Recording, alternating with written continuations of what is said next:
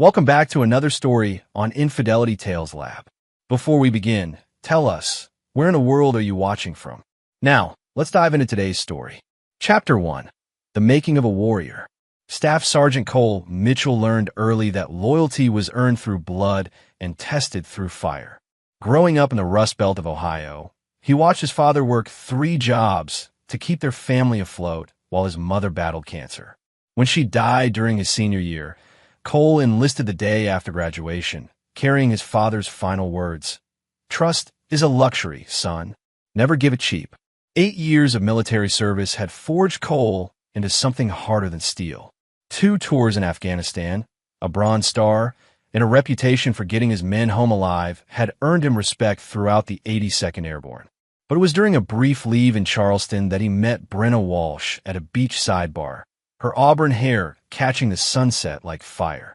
Brenna came from old Southern money, the kind that whispered about lineage over mint juleps.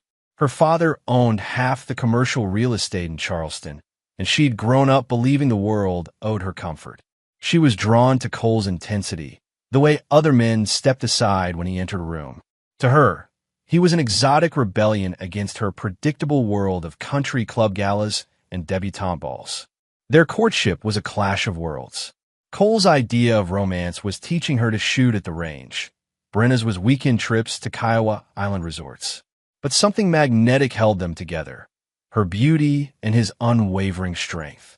When Cole proposed after a whirlwind 8-month romance, Brenna saw it as her chance to play the devoted military wife, a role that seemed romantic in theory. The twins, Emma and Luke, arrived 2 years later. Cole threw himself into fatherhood with the same intensity he brought to everything else. He built them a treehouse with his own hands, taught them to ride bikes in the base housing parking lot, and read them bedtime stories about brave knights and distant kingdoms. For 6 years, the Mitchell family looked picture perfect. The decorated soldier, his beautiful wife, and their adorable children. But beneath the surface, cracks were forming. Brenna grew restless with the military lifestyle, tired of moving every few years, exhausted by the long deployments. She missed her daddy's money, the social status she'd sacrificed, and the attention she once commanded. Cole, focused on his career and providing for his family, missed the signs that his wife was drowning in a life she'd never truly wanted. As Cole prepared for his latest deployment to Jordan, a routine peacekeeping mission that should have been his easiest yet, Brenna was already making plans of her own. She'd been cultivating a friendship with Troy Daniels, a smooth-talking real estate developer who'd moved to their North Carolina-based town. Troy had charm, money, and most importantly, he was there while Cole was gone. The night before Cole's deployment, as he tucked the twins into bed, 8-year-old Emma looked up at him with eyes that mirrored his own. "Promise you'll come back, Daddy." "Always, sweetheart. Daddy always comes home." It was a promise he'd keep, though not in the way any of them expected. Chapter 2. The Video That Changed Everything. 3 months into deployment, Cole's daily routine was military precision. Morning briefings at 0600, convoy security missions through the Jordanian desert, evening reports, and a satellite call home every Tuesday and Friday. Jordan was supposed to be a cakewalk compared to Afghanistan, training local forces, maintaining peace, keeping the supply line secure.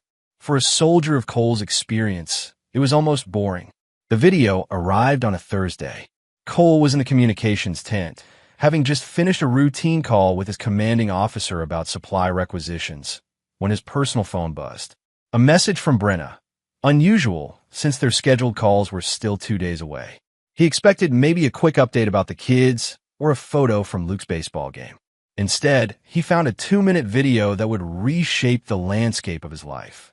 The footage was shot in their living room, the same room where he'd played countless games of Monopoly with the twins, where they'd opened Christmas presents just 4 months ago.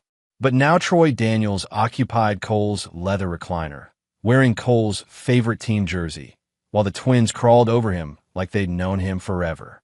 "Say hi to Daddy." Brenna's voice came from behind the camera, sugary sweet and poisonous. "Hi, Daddy," the twins chorused, but they were looking at Troy, not the camera. The scene shifted. Brenna appeared on screen, radiant in a way Cole hadn't seen in years.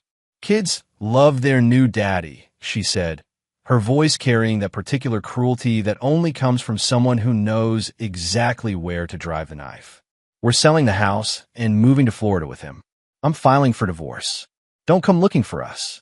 The video ended with Troy's arm around Brenna's waist, the twins playing at their feet, and family photos of Cole clearly visible being packed into boxes in the background.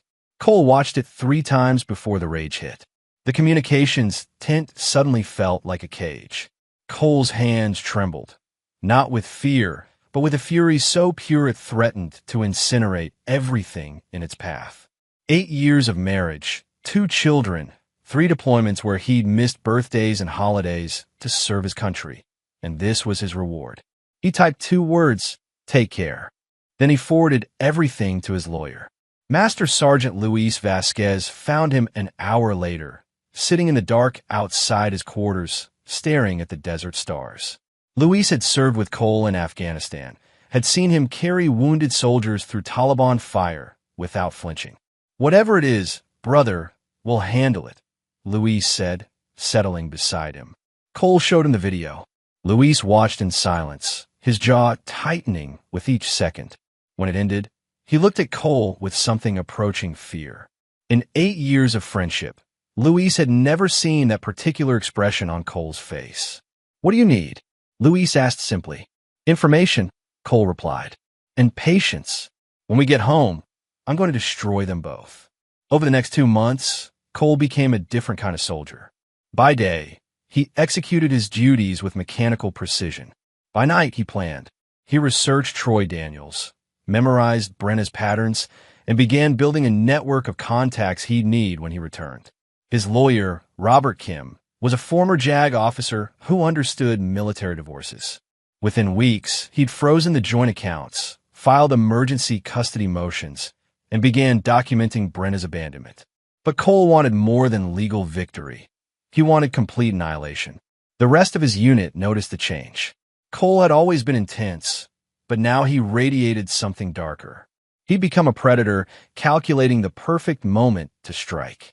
His men followed his orders without question, but they also gave him space, sensing that their sergeant was planning something far beyond their mission parameters. 2 weeks before their scheduled return, Cole received another message from Brenna. She was panicking. The lawyer had frozen everything. The house sale had fallen through. Troy was backing away from their Florida plans. She was alone with 2 confused children, facing a legal battle she was utterly unprepared for.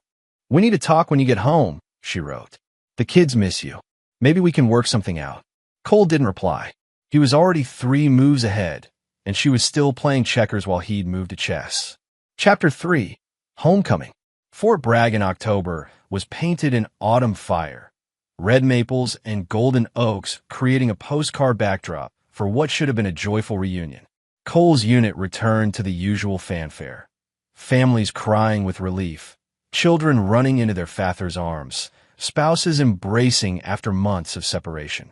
Cole stepped off the transport bus to find only Luis's wife Maria waiting for him. "She called me," Maria explained, her voice thick with embarrassment. "Said she couldn't face the crowd. She's at the house with the kids." Cole nodded, shouldering his duffel bag. He'd expected this. Brenna had always been a coward when confronted with the consequences of her actions. The 20-minute drive to their neighborhood felt like a tactical approach. Cole studied familiar landmarks with new eyes, cataloging sight lines, escape routes, and defensive positions. Old habits from Afghanistan, but useful for what was coming. Their house, the house he'd bought with his combat pay and signing bonuses, looked smaller than he remembered. Brenna's car was in the driveway, next to an unfamiliar BMW that Cole immediately recognized from his research as belonging to Troy Daniels. Bold. Stupid, but bold. Cole entered through the front door, his key still working despite everything. The house felt different, furniture rearranged, family photos removed, his presence systematically erased. He could hear voices from the kitchen, Brenna's nervous laughter mixing with a deeper male voice. He set his duffel bag down silently and moved toward the sound. They were sitting at the kitchen table, his kitchen table, going through what appeared to be legal documents. Troy looked exactly like his photos. Tall, soft around the middle, with the kind of fake confidence that comes from inherited money and never being punched in the face. Brenna had lost weight, her cheekbones sharp with stress, but she was still beautiful in that fragile way that had first attracted him. Neither had heard him enter. "The lawyer says we need to be careful about the custody arrangement," Troy was saying. "Military courts favor fathers, especially decorated ones.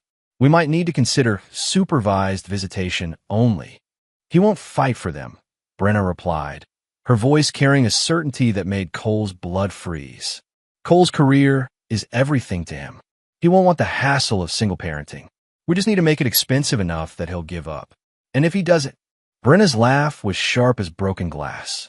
"Then we disappear. Dad has connections in the Caymans. Cole's just a soldier. What's he gonna do? Invade a foreign country?" Cole stepped into the doorway. "Hello, Brenna." The effect was electric. Brenna's face went white, her hand instinctively moving to her throat. Troy lurched to his feet, knocking over his chair, looking like a man who'd just realized he was standing in a tiger's cage. "Cole," Brenna stammered. "You're early. The kids are at my sister's. You thought I'd call first?" Cole moved into the room with predatory grace, noting the exits, the knife block, Troy's position relative to the sliding door. Like a polite ex-husband, Troy found his voice, puffing up with false bravado. "Look, Mitchell, this doesn't have to be difficult. We're all adults here. Brenna and we're in love. These things happen." Cole turned his attention to Troy with the same focus he'd once used to identify IED placement from 200 yards. "You're in my house, sitting at my table, discussing my children's future. Tell me, Troy, how exactly did you imagine this conversation would go?" Something in Cole's voice made Troy step backward. Brenna caught the movement, her fear ratcheting higher. "Cole, please," she said, standing slowly. "We need to think about the children.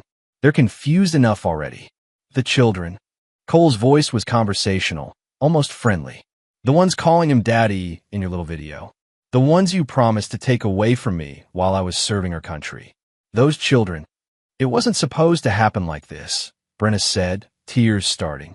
"I was lonely, and Troy was there, and I thought." "You thought?" Cole moved closer, his presence filling the room like a storm front. "You thought I was expendable.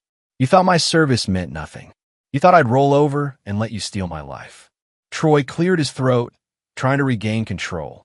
"The thing is, Mitchell, Brenna's happiness matters too. She deserves."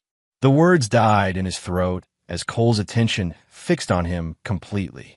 In Afghanistan, Cole had perfected a stare that could make Taliban fighters reconsider their life choices.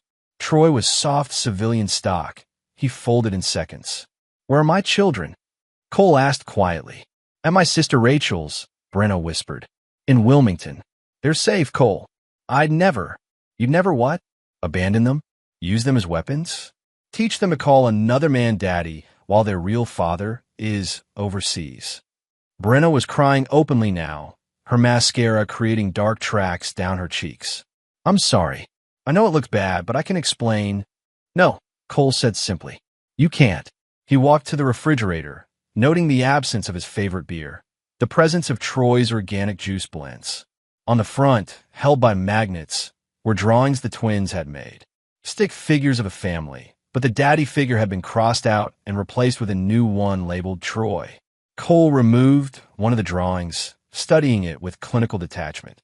"Tell me, Troy, what do you do for work?" The sudden change in topic threw Troy off balance. Real estate development. Commercial properties mainly. Successful. Very. I've got projects all over the Carolinas." Cole nodded thoughtfully. "And Brenna, how's your father's health these days?" Brenna's confusion was visible. He's fine." "What?" "Just catching up." Cole refolded the drawing and slipped it into his pocket. "I'll be collecting my children tomorrow. You have until then to decide how difficult you want to make this." He turned toward the door, then paused. "Oh, and Troy, you might want to check on that commercial development in Myrtle Beach. I hear there are some foundation issues developing." Troy's face went pale. "How do you—" But Cole was already gone, leaving them to wonder what he knew and what he was planning. He had 48 hours before his next move, and 8 years of tactical training to put to use. The war had come home, and Staff Sergeant Cole Mitchell was done playing defense. Chapter 4. Gathering Assets. Cole checked into a motel 6 miles from base, a nondescript place where he could think without the ghosts of his former life haunting every corner. The room was Spartan, exactly what he needed. He'd learned in the military that clear spaces led to clear thinking, and he needed crystal clarity for what was coming. His first call was to Master Sergeant Luis Vasquez. "How'd it go?" Luis asked without preamble. "About as expected. They're scared but not broken. Yet, what do you need?" Cole had served with Luis in Afghanistan, where they developed an almost telepathic understanding. Luis was more than a friend. He was family, the kind forged in combat and tested under fire. More importantly, Luis had connections throughout the military community and a particular talent for acquiring information that wasn't meant to be public. Everything you can find on Troy Daniels. Business records, financial history, personal connections. I also need a list of every military family in a 50-mile radius that's been hurt by home foreclosures or predatory real estate deals in the last 3 years. That's specific. I have a theory.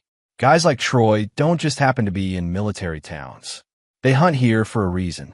Luis was quiet for a moment. "You want me to ask Cortez about this?"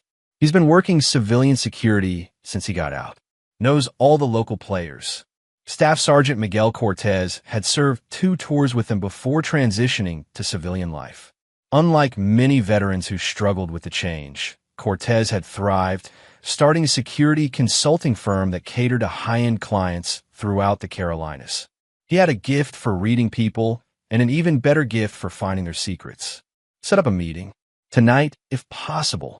While Luis made his calls, Cole opened his laptop and began his own research. Military intelligence training wasn't just for foreign enemies. The same principles applied to domestic targets. He started with public records, building a comprehensive profile of Troy Daniels. What he found was illuminating. Troy's business, Coastal Development Solutions, specialized in distressed property acquisition, a fancy term for buying homes from desperate families at below-market prices. His client list read like a roster of military wives whose husbands were deployed, divorced families struggling with legal fees, and veterans dealing with PTSD and financial difficulties. But it was the pattern that made Cole's blood run cold. Troy had a type. Military spouses, usually attractive, usually vulnerable, usually with assets worth acquiring. Brenna wasn't his first conquest. She was his latest mark in a systematic campaign. Cole's phone buzzed with a text from Luis. "Cortez can meet at 2100. Bonefish Bar on Rayford Road. Come hungry." The Bonefish Bar was the kind of place that catered to off-duty soldiers and veterans. Dim lighting, strong drinks, and booths where conversation stayed private. Cole arrived first, choosing a corner table with clear sight lines to all entrances. Old habits. Cortez arrived precisely at 2100, followed by Luis. Miguel had put on weight since leaving the Army, but his eyes remained sharp, constantly scanning the room. He slid into the booth and got straight to business. "Luis told me you need information on Troy Daniels. I can tell you right now, that man's a parasite." "Explain." Cortez ordered a beer before continuing. 3 months ago, I got hired by a client, woman named Jennifer Santos, husband deployed to Kuwait. She comes home one day to find foreclosure notices, discovers her husband's been missing mortgage payments because someone convinced her to refinance through a shell company. Guess who's connected to that shell company? Troy. Bingo. But here's the interesting part. Jennifer Santos is drop-dead gorgeous, just like your wife. And Troy made a very personal effort to help her through her financial difficulties.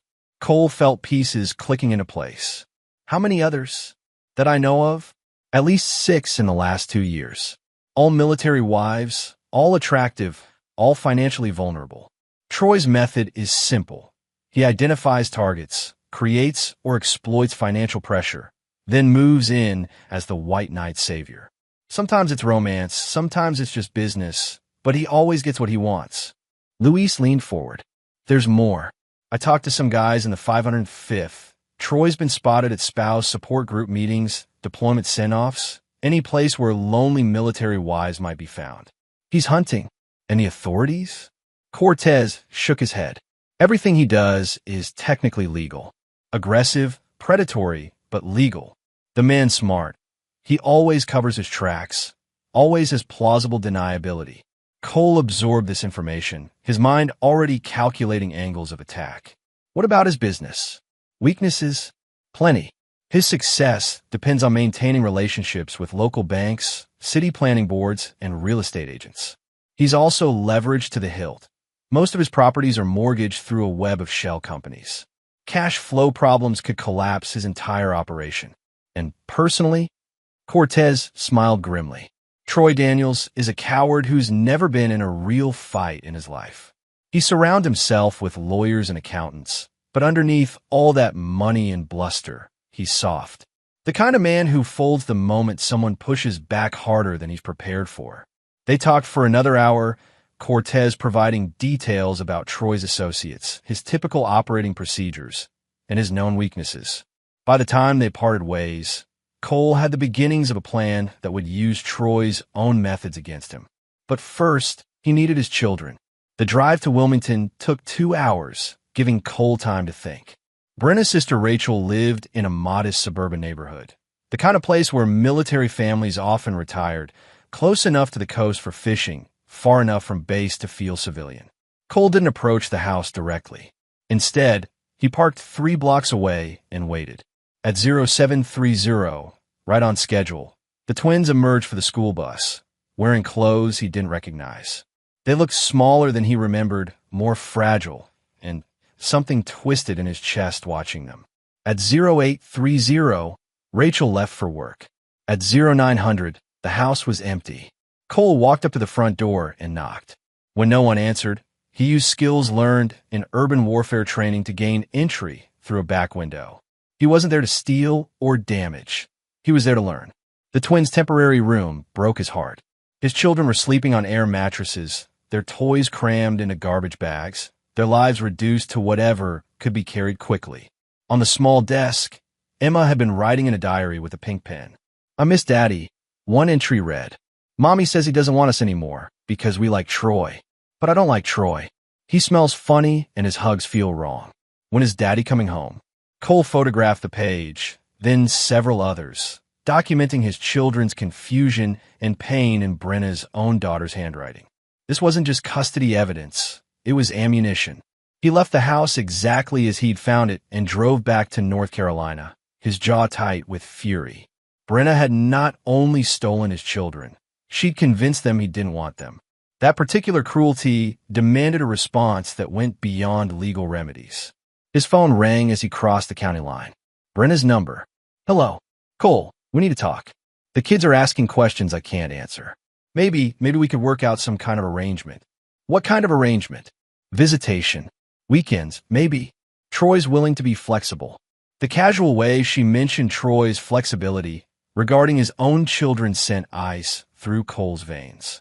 How generous of him. Don't be like that. We're trying to do what's best for everyone.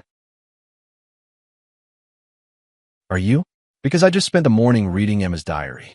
She thinks I abandoned her. She thinks you told her I don't want her anymore. Silence on the other end. Then, quietly, "You weren't supposed to. How did you? Bring my children home, Brenna. Today. I can't do that. My lawyer says." "Your lawyer is about to have bigger problems than custody arrangements. Bring them home, or I'll come get them myself." He hung up and immediately called his own attorney. Robert Kim was former military, a man who understood both the law and the unique challenges faced by service members. More importantly, he was prepared for war. "How did it go?" Kim asked. "She's using the children as weapons, trying to turn them against me. I have documentation." "Good. I've been busy too. Troy Daniels has some interesting business partnerships. Shell companies, questionable financing, several deals that skirt the edge of fraud. Nothing prosecutable yet, but enough to make him nervous. Keep digging. I want everything: business associates, financial records, personal habits. If he's done this to other military families, I want names and evidence." That might take some time. Cole stared out at the highway, thinking about Emma's diary, about his children sleeping on air mattresses, about Brenna's casual cruelty. Times one thing I've got plenty of. Troy Daniels is about to learn the difference between fighting civilians and fighting soldiers. The pieces were in place. Now came the hard part: execution. Chapter 5, Building the Trap. Cole's motel room had been transformed into a makeshift command center. The walls were covered with photographs, timelines, and maps. To an outside observer, it might have looked like the obsession of a madman. To anyone with military intelligence training, it was a textbook operation planning center. 3 days had passed since his ultimatum to Brenna. She hadn't brought the children home, but she also hadn't fled, a sign that Troy was influencing her decisions. Good. Predictable enemies made better targets. Luis arrived at 0600 with coffee and intelligence updates. Cortez came through. Troy's got a meeting today with Pinnacle Bank about refinancing his Myrtle Beach project. Same bank that holds mortgages on half the military housing in the area. Timing, 1000 hours. Downtown branch. Cole studied the bank's location on his map. Perfect. What about the other thing? Luis grinned. Jennifer Santos is very interested in talking.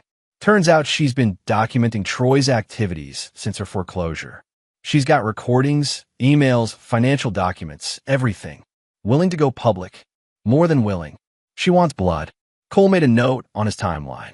And Sergeant Williams? He's in.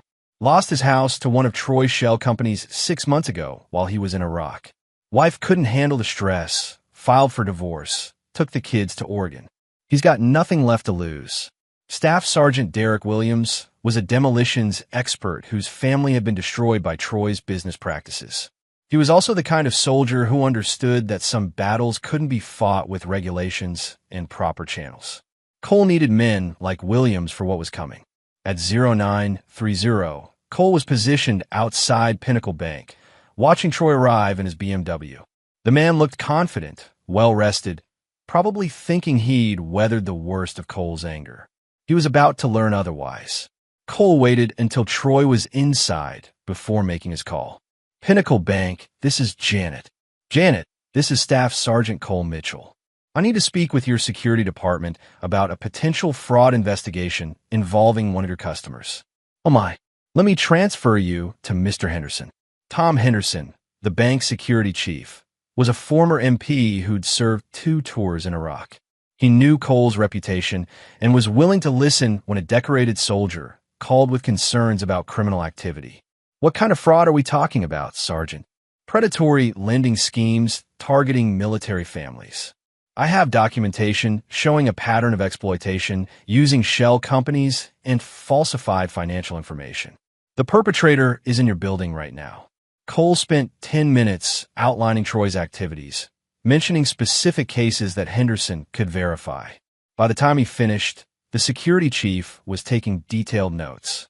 I can't stop his meeting, Henderson said, but I can flag his accounts for review. If what you're telling me is accurate, we've got liability issues. I'll have complete documentation to you by close of business today. But Tom, you might want to check his collateral claims very carefully. I suspect you'll find some interesting discrepancies. Cole hung up and waited. 30 minutes later, Troy emerged from the bank looking considerably less confident. His phone was already ringing, probably frantic calls from business partners wondering why their financial records were suddenly being scrutinized. Phase 1 complete. That afternoon, Cole met Jennifer Santos at a coffee shop near the base. She was exactly as Cortez had described, attractive, intelligent, and furious. She brought a briefcase full of documentation that painted a devastating picture of Troy's methods. He targeted me specifically, she explained, sliding a folder across the table. Showed up at a spouse support meeting, introduced himself as someone who helped military families in financial distress. Within a week, he convinced me that my husband's deployment pay wasn't enough to cover our mortgage. Cole reviewed the documents. Troy had systematically undermined Jennifer's confidence in her family's finances, created artificial urgency about refinancing, then directed her to a shell company that charged predatory rates.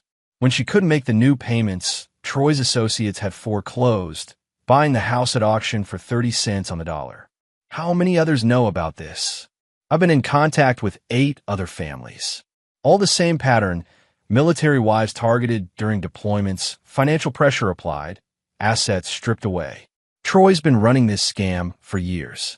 Will they testify? Jennifer's smile was sharp as a blade. They're ready for war. That evening, Cole assembled his team at an abandoned warehouse outside Fayetteville. Luis and Cortez had recruited carefully. 5 men, all veterans, all with personal reasons to hate Troy Daniels. Derek Williams brought demolitions expertise. Tony Reeves brought surveillance equipment. Marcus Chun brought computer skills that bordered on black magic. "Gentlemen," Cole began, his voice carrying the authority of a man who'd led soldiers through combat. "What we're planning isn't strictly legal. Anyone uncomfortable with that can leave now, no questions asked." No one moved. Cole activated a projector, displaying Troy's photograph. Troy Daniels has built his fortune by exploiting military families. He identifies targets, creates financial pressure, then moves in to steal their assets. He's done this to dozens of families, including some of ours. He clicked to the next slide, a timeline of Troy's activities. His operation depends on secrecy, intimidation, and the assumption that military families won't fight back. He's about to learn that assumption was a mistake. The next slide showed a detailed map of Troy's business locations, residential address, and regular haunts. Our objective is simple: complete destruction of his operation and personal life. We're going to use his own methods against him, but we're going to be more thorough than he ever was. Williams raised his hand. Rules of engagement. Cole's expression hardened. No permanent physical harm unless he escalates first. Everything else is fair game. Financial ruin, professional destruction, personal humiliation, all authorized. Questions? Chin spoke up. "What about your custody situation?" Phase 1 of the operation. Once Troy's empire starts crumbling, Brenna will realize she backed the wrong horse. The children come home, then we finish what we started. For the next 2 hours, they refine their plan. Chun would hack Troy's business computers, gathering evidence of fraudulent activities. Reeves would conduct surveillance, documenting Troy's daily routines and personal relationships. Williams would handle the more aggressive aspects of financial pressure. Nothing illegal, but certainly intimidating. As the meeting broke up, Luis pulled Cole aside. "You sure about this? Once we start, there's no going back." Cole thought about Emma's diary, about his children sleeping on air mattresses, about Brenna's casual cruelty. Troy Daniels declared war on military families. He just never expected us to fight back. And if Brenna doesn't cooperate once Troy's out of the picture? Cole's smile was colder than Afghan winters. "Then she'll learn that I treat all my enemies the same way, regardless of our history." The next morning, Cole received a call from Robert Kim. "I've got news about your custody case. Brenna's lawyer wants to negotiate." What changed? Apparently, Troy's having some business difficulties. Something about banking relationships and regulatory scrutiny. Funny how these things happen. Cole allowed himself a small smile. "What's their offer?" "Joint custody, alternating weeks. They're also willing to discuss mediation instead of a trial." "Counteroffer, full custody to me, supervised visitation for her. Take it or leave it." "Cole, that's non-negotiable. She abandoned the children, used them as weapons, and tried to steal my life. The only reason I'm offering supervised visitation is because they're her children too. But they're coming home to me. And if she refuses?" Cole thought about the operational plans spread across his motel room wall, about the team of veterans ready to destroy Troy's empire brick by brick. Then we proceed to Phase 2. The war was just beginning, and Cole Mitchell had no intention of losing. Chapter 6. The Squeeze begins. Troy Daniels' world began unraveling on a Tuesday morning when his assistant informed him that 3 major clients had canceled their contracts overnight. By noon, Pinnacle Bank had frozen his credit lines pending a routine audit. By evening, his lawyer was fielding calls from federal investigators interested in his business practices. Cole watched it all unfold from his command center, orchestrating the chaos with military precision. Chen's computer infiltration had yielded a treasure trove of evidence. Emails discussing vulnerable targets, financial documents showing shell company connections, and recorded phone calls where Troy explicitly outlined his predatory strategies. Bank records show he's leveraged beyond belief. Chin reported during their evening briefing. One major deal falls through, and his whole empire collapses like a house of cards. Williams nodded toward the surveillance photos spread across the table. He's starting to panic. Reeves caught him at 3 different bars yesterday, drinking heavily, making phone calls to people who aren't answering. What about Brenna? Luis asked. Cole pulled up the latest surveillance footage. She's scared. Troy told her his business difficulties were temporary, but she's not stupid. She's starting to realize she picked the losing side. As if summoned by their conversation, Cole's phone rang. Brenna's number. We need to talk, she said without preamble. Her voice was strained, exhausted.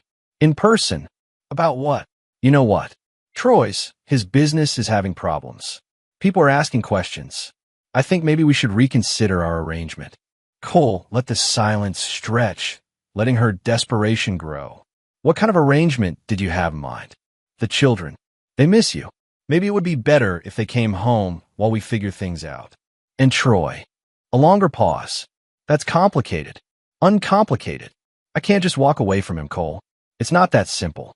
Cole's voice dropped to Arctic levels. You walked away from me easily enough. While I was serving our country, you made your choice. Now you want to renegotiate because your new boyfriend's empire is crumbling. It's not like that. It's exactly like that. You're a parasite, Brenna. You attach yourself to whoever can provide the most comfort, and when that runs out, you move on. The only difference is that this time, there are consequences. He hung up and turned his team. She's breaking. Troy's probably promising her that his problems are temporary, but she's smart enough to see the writing on the wall. So what's our next move? Cortez asked. Cole studied the operational timeline on the wall. We accelerate the pressure. It's time Troy learned what happens when you attack a soldier's family. The next morning, Troy arrived at his office to find a crowd of protesters outside his building. Military spouses and veterans, organized by Jennifer Santos, carried signs reading, "Stop preying on military families," and "Troy Daniels, home thief." Local news crews were already on scene, interviewing the protesters about predatory lending practices. Troy tried to enter through the back entrance, but found his way blocked by Derek Williams and 2 other veterans. They weren't threatening. They didn't need to be. The message was clear. We know who you are, and we're watching. Inside his office, Troy discovered that his computer systems had been compromised by a security breach. His IT department was frantically trying to restore functionality, unaware that Chun was monitoring their every move from a van outside. At 1,400 hours, Troy received a call from his largest investor, Meridian Capital Group. We need to discuss your portfolio. The voice was crisp, professional, concerned. Some irregularities have come to our attention. Troy's hands began to shake. Meridian controlled 60% of his project financing. Without their backing, he was finished. What kind of irregularities? The kind that require immediate clarification. We'll need to see all your books, all your client records, and detailed explanations for several questionable transactions. Our auditors will be there tomorrow morning. The line went dead. Troy stared at his phone, feeling his carefully constructed world crumbling around him. He'd built his empire on the assumption that his victims would suffer in silence, that military families were too proud or too busy to fight back. He'd never considered that someone might organize them into a weapon. His secretary's voice came over the intercom. "Mr. Daniels? There's a gentleman here to see you. Says he's from the IRS." Troy's blood pressure spiked. The IRS agent was polite, professional, and carrying a briefcase full of questions about Troy's tax filings over the past 3 years, particularly his deductions for business expenses that seemed unusually high for a real estate developer. "We've received some information suggesting possible irregularities," the agent explained. "Nothing formal yet, just some questions that need clarification." By the end of the day, Troy was drinking bourbon straight from the bottle, staring at financial documents that no longer made sense. His phone had stopped ringing, not because the pressure had eased, but because no one wanted to return his calls. At 2,100 hours, He received a text from an unknown number. Tomorrow's Wednesday. Things will get worse. Much worse. A concerned veteran. Troy tried calling Brenna, desperate for some kind of support, but she didn't answer. He tried calling his lawyer, his accountant, his business partners. Voicemail, every time.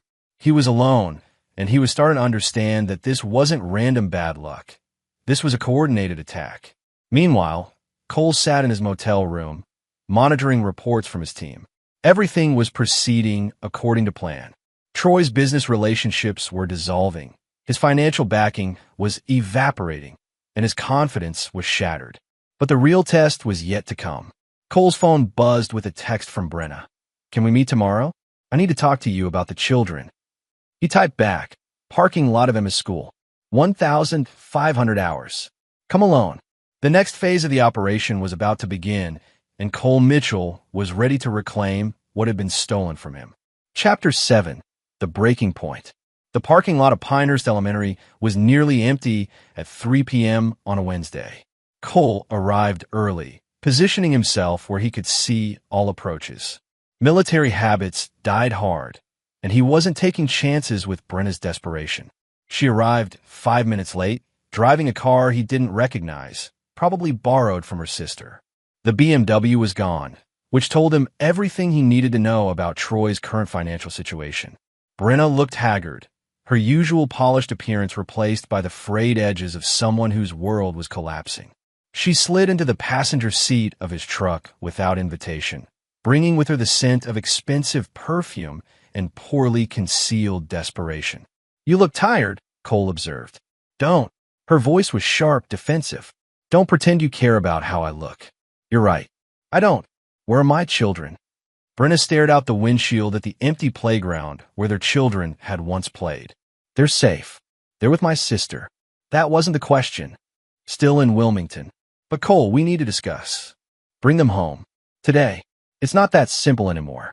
Brenna turned to face him, and he could see the fear in her eyes. "Troy's having problems. Serious problems. People are asking questions about his business, and some of those questions involve me." Cole kept his expression neutral. "What kind of questions?" "Financial irregularities. The house sale, the mortgage transfers, even the deposits he made into my account. Everything's being investigated.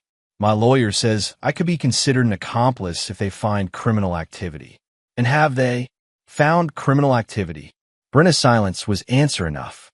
Cole studied her profile, noting the tension in her jaw, the way her hands trembled slightly. "You're scared." "Of course I'm scared.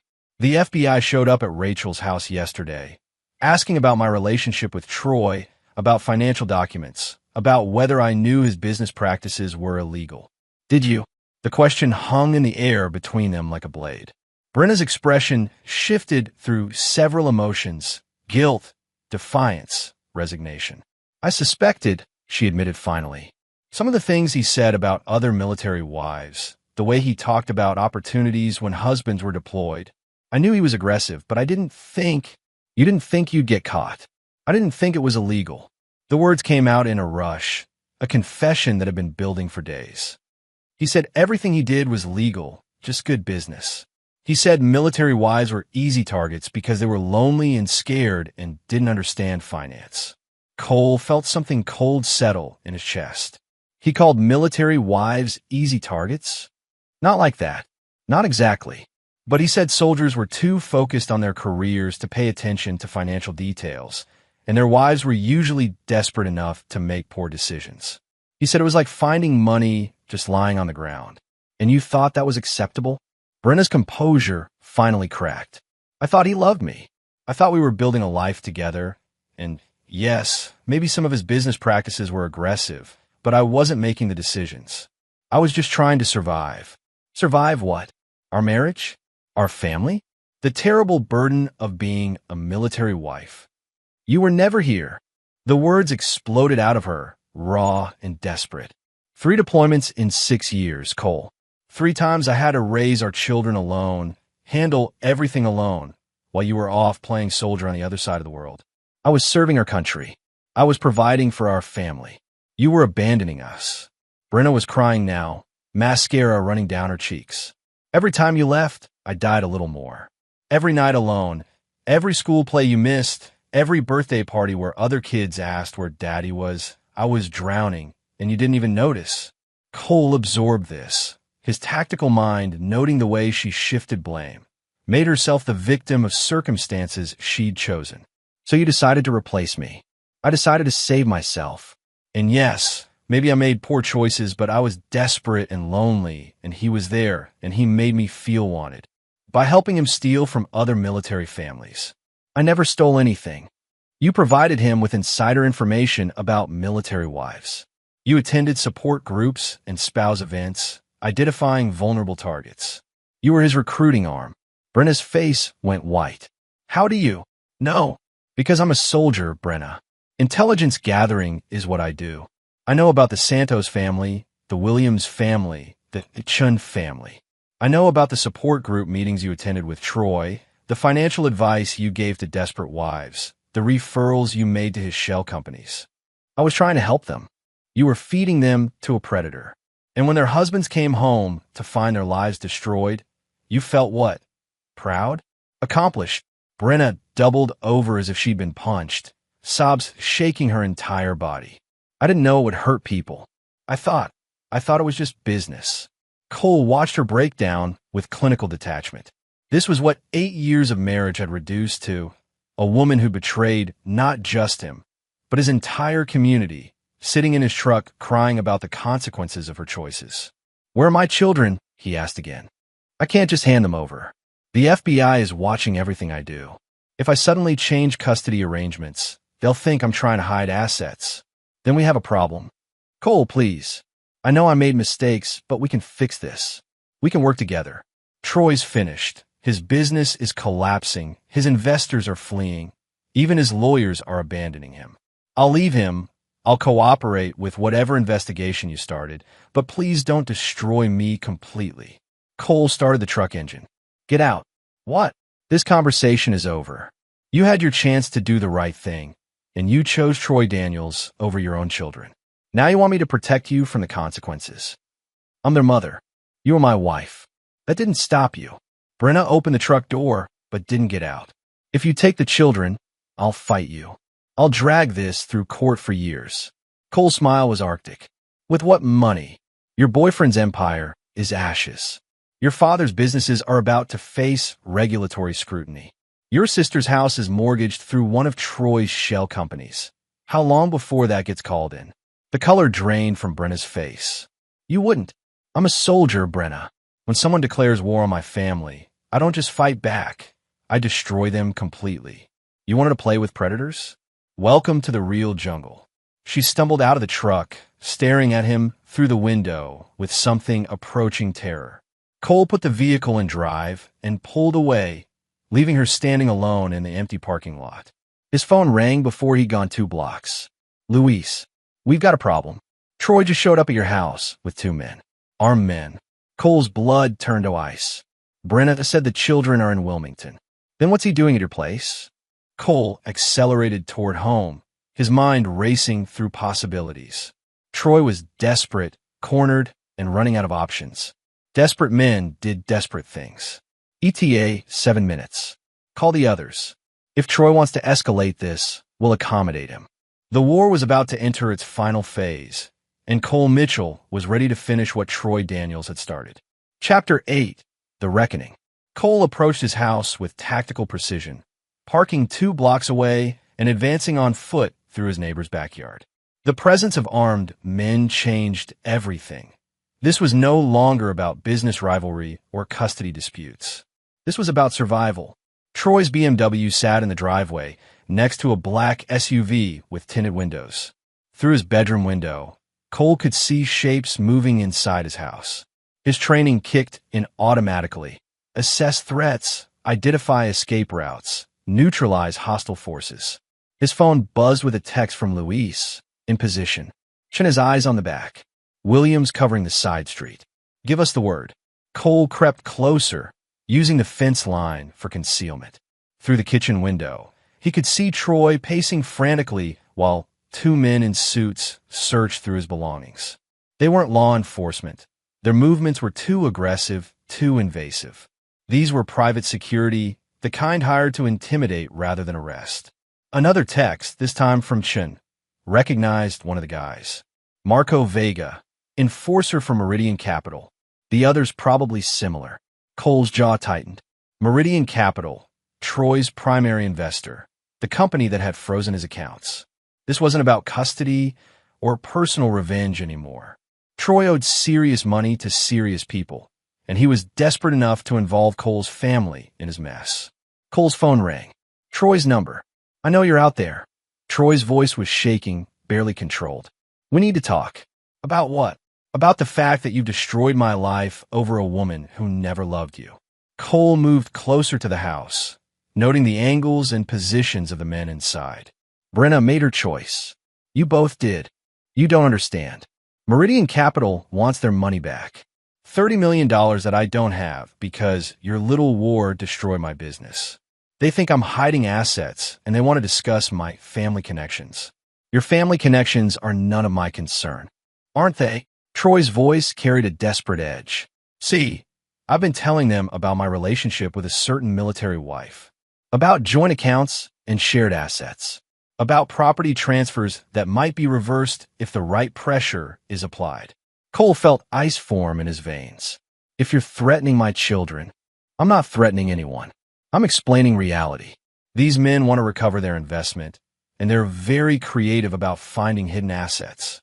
Military benefits, combat pay, death benefits, all potentially recoverable if they can prove fraud or conspiracy." Cole could see Troy through the window now, phone pressed to his ear, gesturing wildly to the men who were dismantling his living room. The men who were searching for evidence that could tie Cole to Troy's fraudulent schemes. "Here's what's going to happen," Troy continued. "You're going to call off your dogs. You're going to fix what you broke. And you're going to help me explain to these gentlemen that your family has nothing to do with my business difficulties. And if I refuse, then Meridian Capital discovers that a decorated military officer has been conducting vigilante operations against legitimate businessmen. They discover that your wife was involved in property transfers that saved their marriage assets from creditors.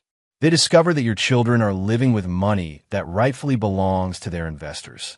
Cole closed his eyes, calculating options. Troy was desperate enough to drag innocent people into his mess, but he was also making a critical error. He thought Cole would choose his family's safety over justice. He'd forgotten that Cole was a soldier. "I'll be right in," Cole said and hung up. He immediately texted his team, "Execute Omega Protocol. Full authorization." Omega Protocol was their nuclear option. Total destruction of Troy's remaining assets, complete exposure of his criminal activities, and systematic elimination of his ability to threaten anyone ever again. It was also irreversible. Cole waited exactly 3 minutes, then walked through his front door. The two enforcers immediately focused on him, hands moving instinctively toward concealed weapons. These were professionals, but they were also civilians who'd never faced someone with Cole's training. "Gentlemen," Cole said calmly, "I believe you're looking for me." Troy stepped forward, trying to project authority he no longer possessed. "Cole, meet Marco Vega and Thomas Klein. They represent some business associates of mine who are concerned about recent financial irregularities." Vega spoke for the first time, his voice carrying a slight accent.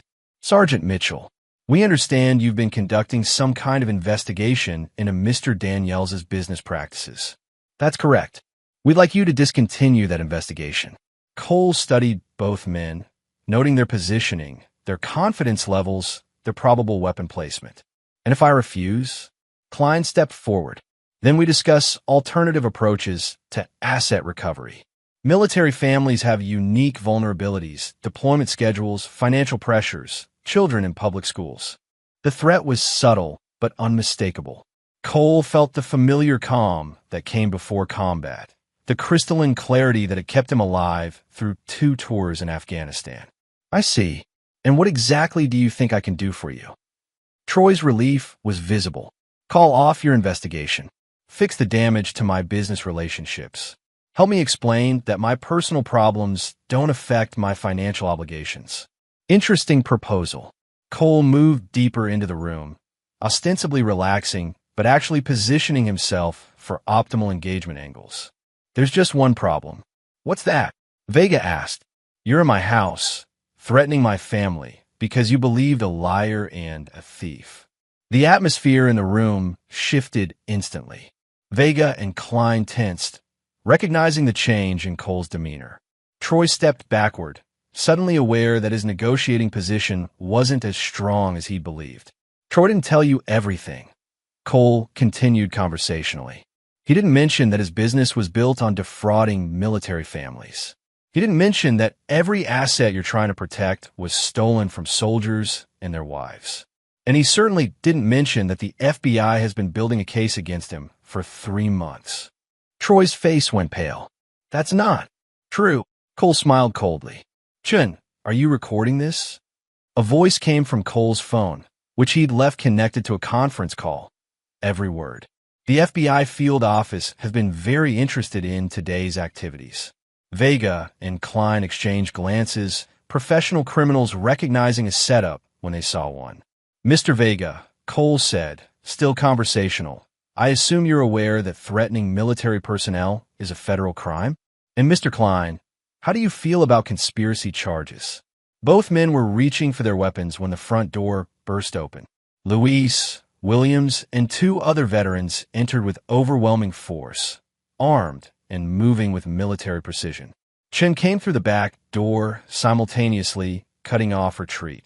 The enforcers found themselves surrounded by men who'd survived actual combat, men who didn't intimidate easily and didn't negotiate with terrorists. Drop your weapons, Luis commanded, his voice carrying absolute authority. The standoff lasted exactly 5 seconds before Vega and Klein recognized they were outgunned and outmaneuvered. They placed their weapons on the floor and stepped back with their hands visible. Troy looked around the room with growing horror, finally understanding that he'd walked into a trap. Mr. Daniels, Cole said, his voice still calm, you made a critical error. You thought I was fighting for money or pride or revenge. You thought you could threaten my family and I'd back down like a civilian. Cole, please. But I'm not a civilian. I'm a soldier. And when someone threatens my family, I don't negotiate. I eliminate the threat.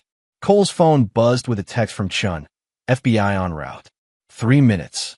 Gentlemen, Cole announced, this conversation is over. Mr. Vega and Mr. Klein, you're about to have a discussion with federal agents about your intimidation tactics. Mr. Daniels, you're about to discover what happens when you bring criminals into a soldier's war. Troy collapsed into Cole's recliner, the same chair where he'd posed in the video that started everything. You've destroyed me. Everything I built, everything I worked for, gone. No, Cole corrected. You destroyed yourself the moment you decided to prey on military families. I just made sure you faced the consequences. Sirens were approaching in the distance. Cole looked around his living room, his space that had been violated, his sanctuary that had been turned into a battlefield, and felt a cold satisfaction settle in his chest. The war was almost over. There was just one last enemy to defeat. Chapter 9. Absolute Victory. 6 months later, Cole stood in the same courthouse where his divorce had been finalized, but this time he wasn't alone. Emma and Luke flanked him on either side, holding his hands as they waited for the final custody hearing. The children had been home for 4 months now, and the change in them was remarkable.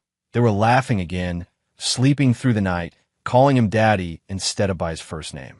Brenna sat across the courtroom with her court-appointed attorney, a tired-looking public defender who'd drawn the short straw. She looked smaller than Cole remembered, diminished by months of legal battles and financial ruin. The designer clothes were gone, replaced by department store business attire. The confidence that had once defined her had been stripped away layer by layer. Troy Daniels wasn't in the courtroom. He was in federal prison, serving a 10-year sentence for wire fraud, conspiracy, and racketeering. The FBI investigation that Chun had referenced during their confrontation had been very real. Cole's team had simply accelerated the timeline and provided additional evidence. Meridian Capital had cut all ties with Troy the moment federal charges were filed, leaving him completely alone to face the consequences of his actions. The enforcers, Vega and Klein, had received 5-year sentences for intimidation and conspiracy. Their cooperation with federal investigators had reduced their sentences, but it had also provided prosecutors with detailed information about Troy's entire criminal network. "All rise," the bailiff announced. The Honorable Judge Patricia Hawkins presiding.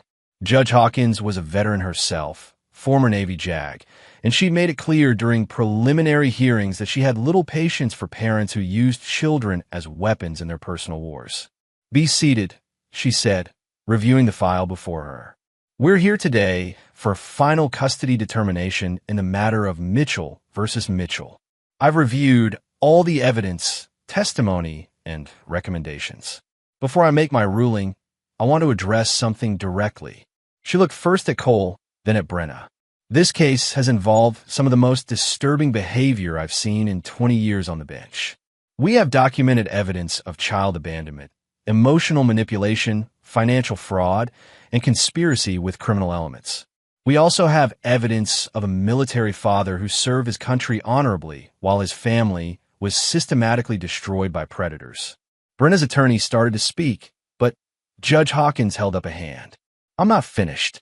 Mrs. Mitchell, your actions over the past year represent a comprehensive betrayal of your family, your community, and your responsibilities as a mother. You abandoned your children to pursue a relationship with a criminal. You used your knowledge of military families to help that criminal identify and exploit vulnerable targets. When confronted with the consequences of your actions, you attempted to use your children as bargaining chips." Brenna was crying silently, her head bowed. "Mr. Mitchell," the judge continued, "your response to your family's betrayal was methodical, thorough, and completely within your legal rights. You documented evidence, you worked within the system, and when criminals threatened your children, you protected them using appropriate force and legal channels." Judge Hawkins referred to her notes. "The custody recommendation is straightforward. Full physical and legal custody is awarded to Sergeant Mitchell.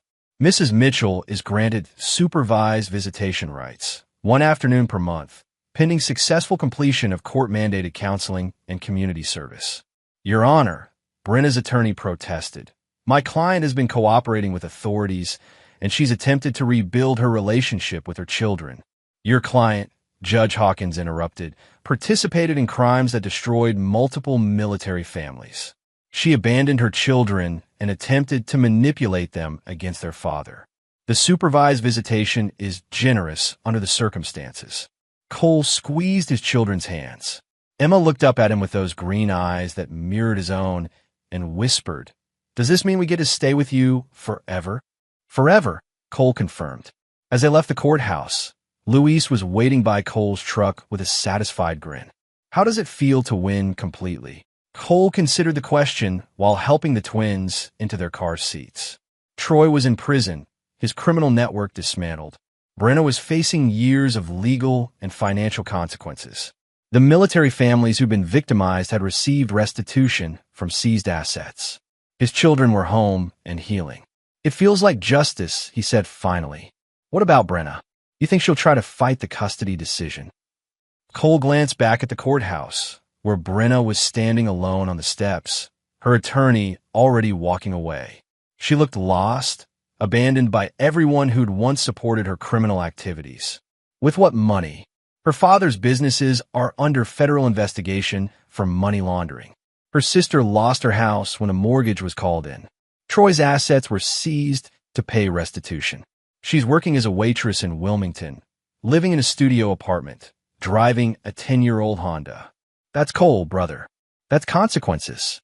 Cole started the truck and checked his mirrors as they pulled into traffic. She made her choices. She betrayed her family, her community, and her values for money and excitement. Everything that happened afterward was the natural result of those choices. They drove in comfortable silence for a few minutes, the children chattering in the back seat about their plans for the weekend. Cole was taking them camping, real camping, with tents and campfires and stories under the stars, not the artificial adventures Brenna had preferred. "You know what the best part is?" Cole said eventually. "What's that?" "Emma asked me yesterday if Troy was her real daddy. When I explained that I was her only father, that Troy was just someone who'd confused her for a while, she said she'd always known the difference. Kids are smart. smarter than their mother. Cole's voice carried no emotion, just cold fact. Luke asked me if Mommy was coming home. When I explained that she lived somewhere else now, but still loved him, he asked if she loved him when she made them call Troy Daddy. Luis winced. What did you tell him? The truth. That sometimes adults make terrible decisions that hurt the people they're supposed to protect. That loving someone means putting their needs before your own, and Mommy forgot how to do that for a while. Think she'll ever figure it out? Cole thought about Brenna's expression in the courtroom, the way she'd looked at the children like she was seeing them clearly for the first time in months. There might be hope for redemption, but that was her journey to make. Maybe, but it doesn't matter anymore. She had her chance to be part of our family, and she chose Troy Daniels instead. Now she gets to live with that choice. They pulled into the driveway of Cole's new house, a 4-bedroom colonial in a good school district, purchased with his combat pay and the proceeds from selling the old house. Emma and Luke ran inside, excited to show Luis the fort Cole had built them in the backyard. As Cole watched his children play, he reflected on the past year. He'd been betrayed by the woman he loved, attacked by criminals, and forced to fight for his children's future. But he'd also learned something important. When good people stand together against predators, when they refuse to be victims, when they fight back with intelligence and determination, they can win. Troy Daniels had built his empire on the assumption that military families would suffer in silence. Brenna had betrayed her family because she thought Cole would forgive anything for the sake of keeping them together. They'd both been wrong. Cole Mitchell was a soldier, and soldiers didn't surrender. They didn't forgive enemies who threatened their families. They fought until the threat was eliminated, and then they built something better from the ashes. His phone buzzed with a text from Jennifer Santos. Troy's sentencing hearing is next week. All the families you helped want to buy you dinner. Cole smiled and typed back, rain check. I'm taking my kids camping. The war was over. The good guys had won, and Staff Sergeant Cole Mitchell had learned that the most important battles weren't fought on foreign soil. They were fought in courtrooms and living rooms and hearts, for the right to protect the people who mattered most. He'd won that battle completely, and he'd never have to fight it again. The children ran up to him, grass stains on their clothes and joy in their eyes. Daddy, will you help us roast marshmallows tonight? Always, Cole said, gathering them into his arms. Daddy's always here when you need him. And this time, it was a promise he'd never have to break. And there you have it. Another story comes to an end. What did you think? I'd love to hear your thoughts in the comments below. If you enjoy this story, consider joining our community by subscribing. It means the world to us. For more stories like this one, check out the recommended videos on screen. And I'll see you there. Welcome to Infidelity Tales Lab. We're thrilled you've joined us today and truly appreciate your support. We're curious, where in the world are you watching from? Let us know in the comments below. Now, let's dive into today's story. Chapter 1. The Architect of Shadows. Dominic Vance never trusted coincidences. 15 years as a Navy SEAL and 7 running Phantom Security Solutions had taught him that patterns always revealed truth. So when he noticed the 3rd missed call from his wife Brooke in as many days, he didn't dismiss it as job stress. The evening rain lashed against the windows of his downtown Seattle office as he scrolled through her text messages. All variations of the same theme. Working late again. Don't wait up. Love you. His operations director, Floyd Ramirez, knocked on the doorframe. Boss, team's ready for the Peterson briefing. Dominic nodded, pushing away from his mahogany desk. The wife canceling dinner again? Floyd asked, noticing the phone in Dominic's hand. 3rd time this week, Dominic replied, his voice neutral despite the storm brewing inside him. Trouble in paradise? The question hung in the air. Dominic had built his company from nothing after leaving the military, specializing in high-risk security operations for clients who valued discretion above all. His reputation was unassailable. Dominic Vance protected what was his and destroyed what threatened it. No exceptions, no hesitation. Paradise is for fools who don't see the snakes, Dominic said, pocketing his phone. Let's talk about the Peterson extraction. Hours later, Dominic arrived home to the sprawling lakeside property he'd purchased 3 years into his marriage to Brooke. The house lights were on, unusual for 11 p.m. He entered silently, as was his habit, and heard laughter from the kitchen. Brooke stood at the island counter, still in her hospital scrubs, talking animatedly on the phone. She hadn't heard him enter. "He doesn't suspect a thing," she was saying, her voice playful. "Don't worry, he's married to his work. I know. Soon, I promise."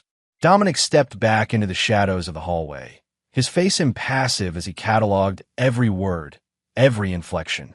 When she ended the call, he waited 30 seconds before deliberately making noise, shutting the front door with enough force to announce his presence. "Dom." Brooke's face brightened when he entered the kitchen, her green eyes sparkling with a warmth that now seemed calculated.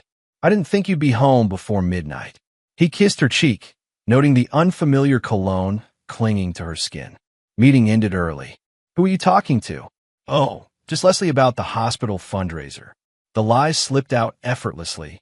"Leslie Porter, her best friend and fellow surgeon at Seattle Memorial."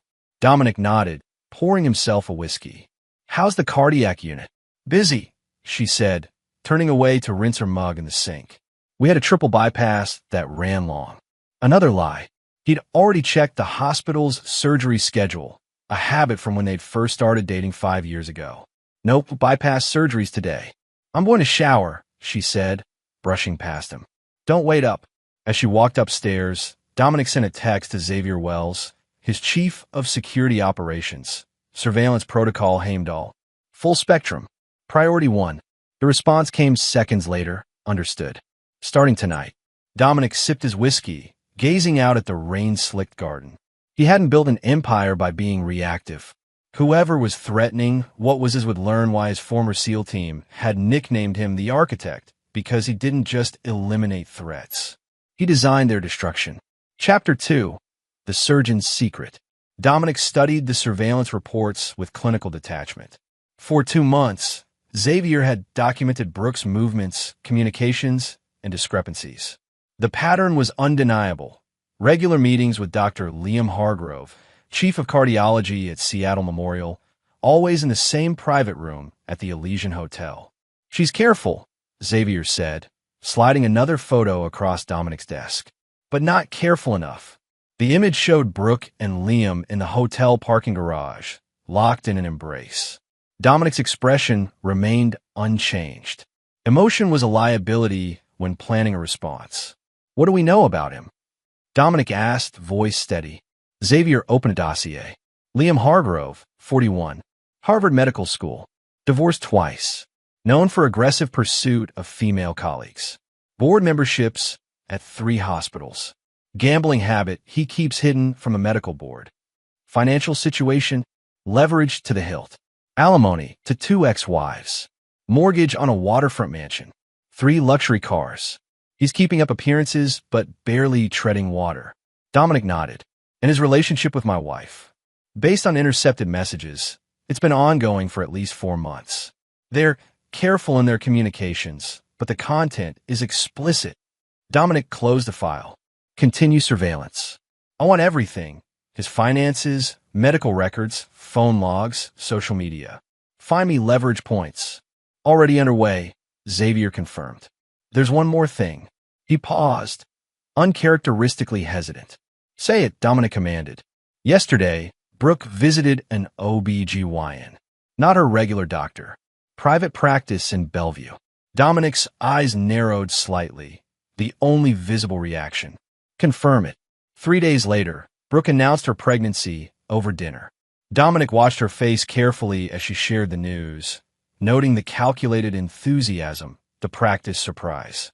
"That's wonderful," he said, raising his water glass in a toast. "How far along?" "About 8 weeks," she replied, relief evident in her smile. "I wanted to be sure before telling you." Dominic did the mental calculation. 8 weeks ago, he'd been in Dubai for 12 days, securing a sheik's compound. The timing was deliberate. She thought he wouldn't notice. He smiled and took her hand across the table. "I couldn't be happier." That night, as she slept, Dominic made a call from his home office. "Preston, it's Dominic Vance. I need a consultation." Dr. Preston Walsh, the foremost expert in genetic testing in the Pacific Northwest, had been on retainer for phantom security for years. I assume this is confidential? Preston asked. Always, Dominic replied. I need comprehensive preparedness for a paternity verification. Non-invasive options first, but be ready for anything. May I ask why? Dominic's voice was ice. No. The following week, Brooke's mother Helena arrived from Boston, supposedly to help prepare for the baby. A former socialite with old money and older prejudices, Helena had never approved of Dominic despite his success. She found his military background crude and his security business unseemly. I still don't understand why Brooke couldn't marry within our circle, Helena complained to her daughter during lunch. Dominic, ostensibly working in his home office, listened through the security system he'd installed. Mother, please, Brooke sighed. Dominic has been good to me. Good to you financially, perhaps, Helena sniffed. But a man with his background, well, does he even want children? He's thrilled about the baby, Brooke insisted. He's already talking about nursery designs. Another lie. Dominic had said nothing about nurseries. Well, I suppose we should be grateful for small mercies, Helena said. At least the child will have Davidson blood to balance out whatever he brings to the genetic table. Dominic smiled coldly. The pieces were aligning perfectly. Chapter 3. The Gathering Storm. As Brooke's pregnancy progressed, Dominic executed his plan with methodical precision.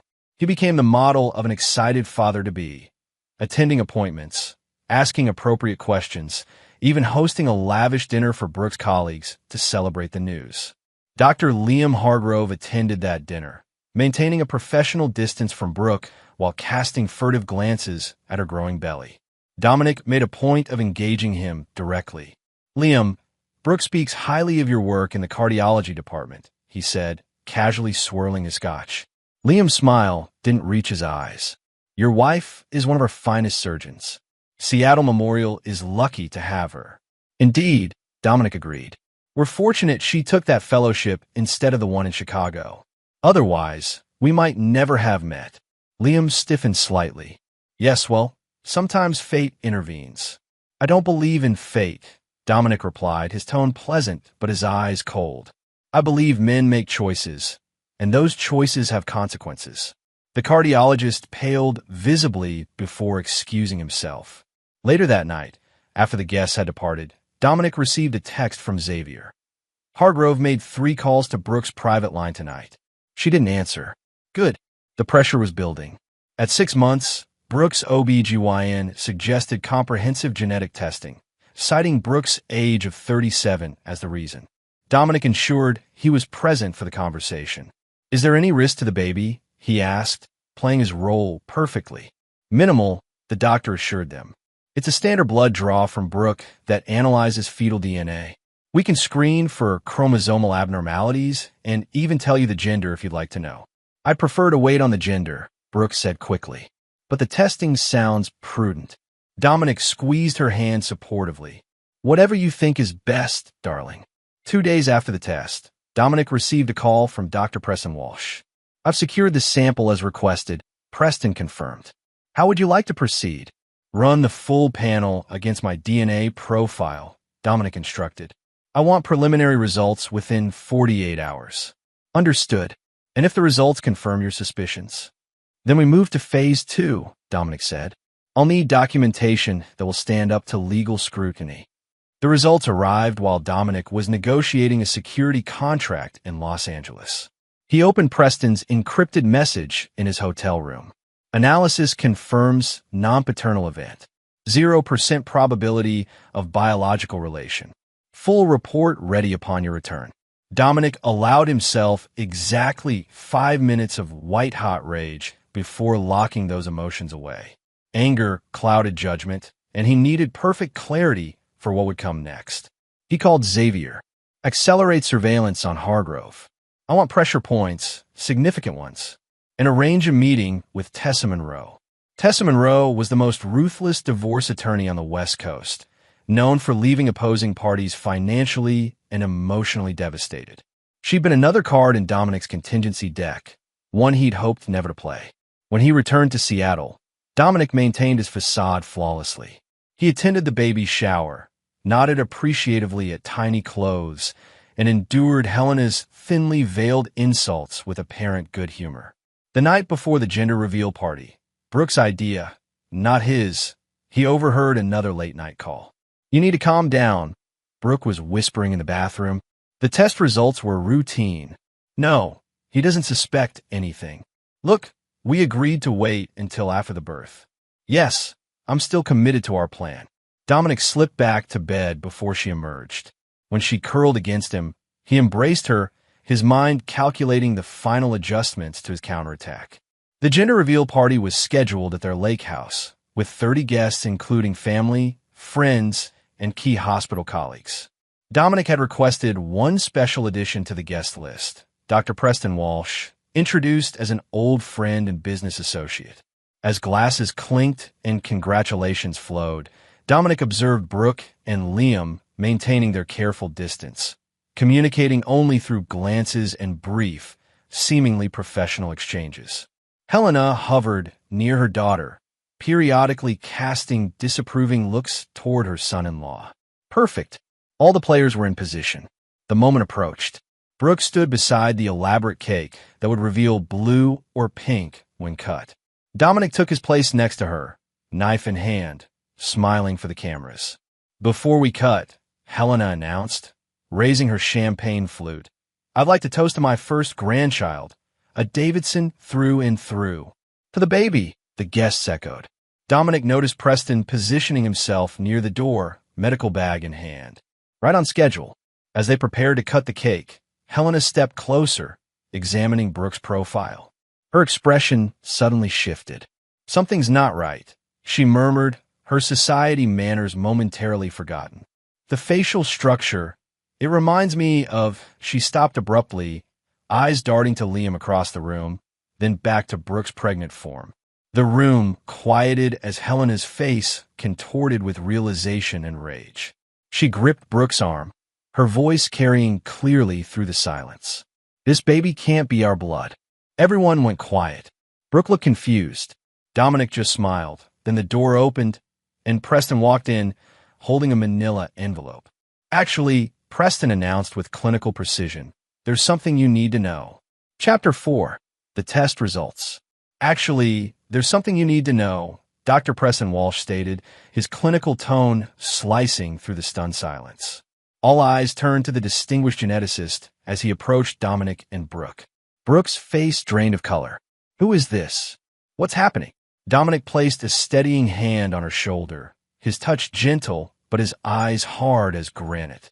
"This is Dr. Preston Walsh, dear, one of the country's leading experts in genetic testing." Helena stepped forward, champagne glass still clutched in her manicured hand.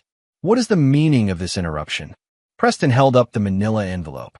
"Mrs. Vance, I'm afraid there's an irregularity with your amniocentesis results that requires immediate attention."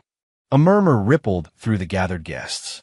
Dominic scanned the room, noting Liam Hargrove's ashen face as the cardiologist backed slowly toward the terrace doors. "This is absurd," Brooke protested, her voice rising with practiced indignation. "My OB is on my test results. There are no irregularities." "That's partially correct," Preston replied evenly. "Your regular OB has the standard screening results. But the amniotic fluid was also sent to my specialized lab for advanced genetic mapping." "Without my consent?" Brooke's eyes flashed with genuine anger now. "With the consent of the child's father," Preston countered, glancing at Dominic. Helena's grip tightened on her glass. What irregularity could possibly warrant this humiliating spectacle? "Perhaps we should discuss this privately," Brooke suggested desperately. "Why?" Dominic asked, his voice unervingly calm. "These are our closest friends and family.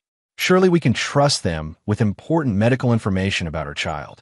Every emphasis on "our" was a dagger, and Brooke flinched visibly at each one. Preston opened the envelope and removed several documents. The testing revealed two significant findings. First, the child is male. A chorus of congratulatory murmurs began, but quickly died as Preston continued. Second, there is a 0% probability that Mr. Vance is the biological father. The room erupted. Helena, gasped dramatically, clutching her pearls. Several guests began edging toward the exits. Brooke's friend, Leslie, covered her mouth in shock. "That's impossible," Brooke whispered, though her eyes told a different story. "There must be some mistake." "Science doesn't make mistakes of this magnitude," Preston replied. "We ran the analysis 3 times to confirm. The DNA profile shows the child carries markers consistent with Mediterranean genetic heritage." All eyes inadvertently shifted to Liam Hargrove, whose Italian ancestry was well known at the hospital. "This is outrageous," Helena sputtered, suddenly protective of her daughter despite her earlier suspicion. "Dominic, how could you orchestrate such a public humiliation?" Dominic's expression remained impassive. "Is a humiliation to seek the truth, Helena? I thought the Davidsons valued honesty above all." "Don't you dare lecture me about values," Helena hissed. "Not when you've turned what should be a joyous family occasion into this circus." "A circus indeed," Dominic agreed, turning to face Brooke. "Though I believe we're still missing one crucial performer. Dr. Hargrove, would you care to join us at the center ring?" Liam froze halfway to the terrace door, trapped like prey in the gaze of a predator. "This doesn't concern him," Brooke protested frantically. "Doesn't it?" Dominic asked softly. "Dr. Walsh, would you please elaborate on the other genetic markers you identified?" Preston nodded. "The fetus carries several distinctive hereditary traits, including markers for a rare blood type, AB negative with the Bombay phenotype." "Fascinating," Dominic mused. "And how common is this blood type, doctor?" "Extremely rare. Approximately 1 in 5 million individuals." 1 in 5 million, Dominic repeated thoughtfully. "And yet, by remarkable coincidence, our hospital's chief of cardiology has documented this exact blood type in his medical records." He turned to Liam. "Isn't that correct, Dr. Hargrove?" Liam's silence was damning. Brooke began to tremble visibly. "You've been planning this," she accused Dominic, tears welling in her eyes. "All of it. Planning?" Dominic raised an eyebrow. "I merely sought answers to questions raised by your behavior. The late-night calls, the hotel meetings, the convenient timing of the pregnancy while I was overseas." Brooke's tears stopped abruptly, her expression hardening. "You had me follow? I had my wife protected," Dominic corrected her, "as I do with all my valuable assets." The calculated coldness of his response sent a chill through the room. Even Helena seemed momentarily speechless. Liam finally stepped forward, his physician's instinct to protect overriding his fear. "Brooke, don't say anything else. This is clearly a setup." Dominic smiled thinly. "A setup requires deception. Doctor, have I presented anything but verifiable facts?" "You've presented selective information in the most damaging way possible," Liam countered, finding his courage. "Yes, Brooke and I have been seeing each other. Yes, the child is mine. But your portrayal of Brooke as the villain here ignores the years of emotional neglect she's suffered while you built your precious security empire." "How noble of you to defend her honor," Dominic replied, his tone dangerously soft. "Tell me, when you were meeting my wife at the Elysian Hotel, were you planning to leave your gambling debts behind as well? Or were you hoping Brooke's inheritance would cover those too?" Liam blanched. "You don't know what you're talking about. $478,000 to underground poker games in the last 18 months. Another $350,000 to offshore sports betting sites. Your financial advisor has been quite worried about your aggressive investment strategy." The precision of these figures silenced Liam more effectively than any threat could have. Dominic turned back to the stunned guests. "I apologize for the dramatic revelation. Please enjoy the refreshments while my wife, her lover, and I discuss the path forward." He gestured toward his home office. As the three moved toward the hallway, Helena recovered her voice. "Brooke, don't go anywhere with him. We'll call our lawyers immediately." Dominic paused, addressing his mother-in-law with perfect courtesy. "Helena, you're welcome to join us. In fact, I insist. As you said, this is a family matter." The four retreated to Dominic's office, leaving the party in disarray. Once inside, Dominic closed the door and activated a switch under his desk. A subtle hum indicated the room's soundproofing was now engaged. You calculating bastard, Brooke spat, all pretense abandoned. You humiliated me in front of everyone I know. An interesting complaint from a woman carrying another man's child, Dominic replied, seating himself behind his desk. But then, hypocrisy has always been your specialty, hasn't it? Helena moved to stand protectively beside her daughter. Whatever Brooke has done, she doesn't deserve this barbaric treatment. We'll fight you in court. By all means, Dominic said, opening a drawer and removing a thick dossier. But before you engage your army of lawyers, you might want to review this. He slid the file across the desk. Liam reluctantly opened it, his face growing increasingly pale as he flipped through the pages. What is it? Brooke demanded. Documentation of your lover's gambling debts, Dominic explained, including his recent attempts to access restricted medication at the hospital for resale to cover those debts. Liam slammed the file shut. This is fabricated. You're trying to frame me. Am I? The DA doesn't think so. They've been building their own case for months. I merely accelerated their timeline. You're bluffing, Liam challenged, though his voice lacked conviction. Dominic doesn't bluff, Brooke said quietly, her anger giving way to fear. What do you want? Dominic steepled his fingers. Merely what's fair. A divorce with a settlement that acknowledges the magnitude of your betrayal. Dr. Hargrove will resign his position at Seattle Memorial and seek employment elsewhere, perhaps in a rural setting where his talents will be appreciated but temptations minimized. And if we refuse? Helena demanded. Then the DEA receives my complete file on Dr. Hargrove tomorrow morning, Dominic replied simply. As for you, Brooke, I think the hospital board would be very interested in the evidence suggesting you helped facilitate Liam's access to those medications. That's a lie, Brooke exclaimed. Perhaps, Dominic conceded. But in matters of controlled substances, even the suggestion of impropriety is enough to suspend a medical license pending investigation. How long could you afford to fight that battle while pregnant? A year? 2. The room fell silent as the three considered their options against a man who had clearly anticipated their every possible move. You were never going to be a father to this child anyway, Brooke finally said, her voice breaking. You're incapable of love. Dominic's expression didn't change. On the contrary, I loved you completely, Brooke. So completely that I built contingencies for the day you proved unworthy of that love. He opened another drawer and removed 3 sets of documents. Divorce papers, already prepared. The terms are fair but non-negotiable. You expect us to sign these now. Helena was incredulous. Tonight would be ideal, Dominic confirmed. But I'll give you until tomorrow noon to review them with your lawyers. I wouldn't advise trying to improve the terms, however. Each hour past deadline, the settlement amount decreases by $1 million. Liam leaned forward, desperation in his eyes. Look, Dominic, this is between you and Brooke. Leave my career out of it. Your career was forfeit the moment you touched my wife, Dominic replied coldly. Consider my offer mercy compared to what the federal prosecutors would demand. The meeting concluded with Brooke, Liam, and Helena departing with copies of the divorce settlement. As Dominic escorted them out through the now-empty party venue, he noticed Xavier waiting discreetly by the front door. Ensure they reach their destinations safely, Dominic instructed, and increase surveillance for the next 24 hours. I want to know every call, every consultation, every consideration of options other than my terms. When they were gone, Dominic returned to his office and poured himself a rare second scotch. The first phase was complete. The divorce would proceed on his terms. Brooke would be financially secure but socially diminished. Liam would be professionally crippled but avoid prison. But this was merely the foundation of his response to their betrayal. The true architecture of his revenge was just beginning to take form. Chapter 5. The Price of Deception.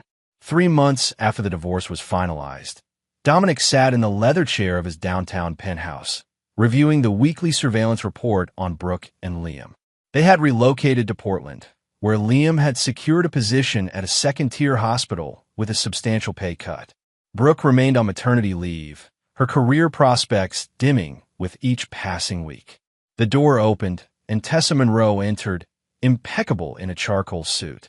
Your ex-wife's attorneys are making noise about revisiting the settlement, she announced without preamble. On what grounds? Dominic asked, not looking up from the report. They're claiming duress during the signing. Specifically, that your threats against Hargrove's medical license constituted illegal coercion. Dominic finally raised his eyes. And your response? That we have surveillance footage of Brooks' signature on prescription pads used for Hargrove's drug scheme. Inadmissible in court, perhaps, but devastating if leaked to the Oregon Medical Board. Did you explicitly threaten to leak it? Tessa's perfectly painted lips curved into a smile. I merely mentioned that our client values transparency in medical licensing matters. Her attorney got the message. Dominic nodded approvingly. Tessa's ruthlessness was why he kept her on a substantial retainer. Will they pursue it further? Doubtful. The Davidson family fortune isn't what it once was. Helen has been making inquiries about loans against her Boston property. This was news. Financial difficulties? Significant ones. The family trust took heavy losses in some unwise investments. Your divorce settlement was actually more generous than Brooke deserved, given their circumstances. Dominic made a mental note to have Xavier investigate these financial troubles more thoroughly. Not because he cared about Helena's plight, but because any vulnerability could be leveraged. What about the child? He asked, his tone neutral. Born 2 weeks ago. Healthy boy, 8 pounds 3 ounces. They've named him Alexander Hargrove. Dominic's expression remained unchanged, but something flickered in his eyes. Not pain, but a cold calculation. And Hargrove's gambling resumed within 6 weeks of their relocation. He's already found a high-stakes game in Portland, currently down about $45,000. Predictable, Dominic murmured. And their relationship? Strained. 3 domestic disturbance calls to their apartment in the last month, though no charges filed. Dominic closed the surveillance file. Continue monitoring. I want to know the moment Hargrove's debts exceed $100,000. May I ask why that threshold is significant?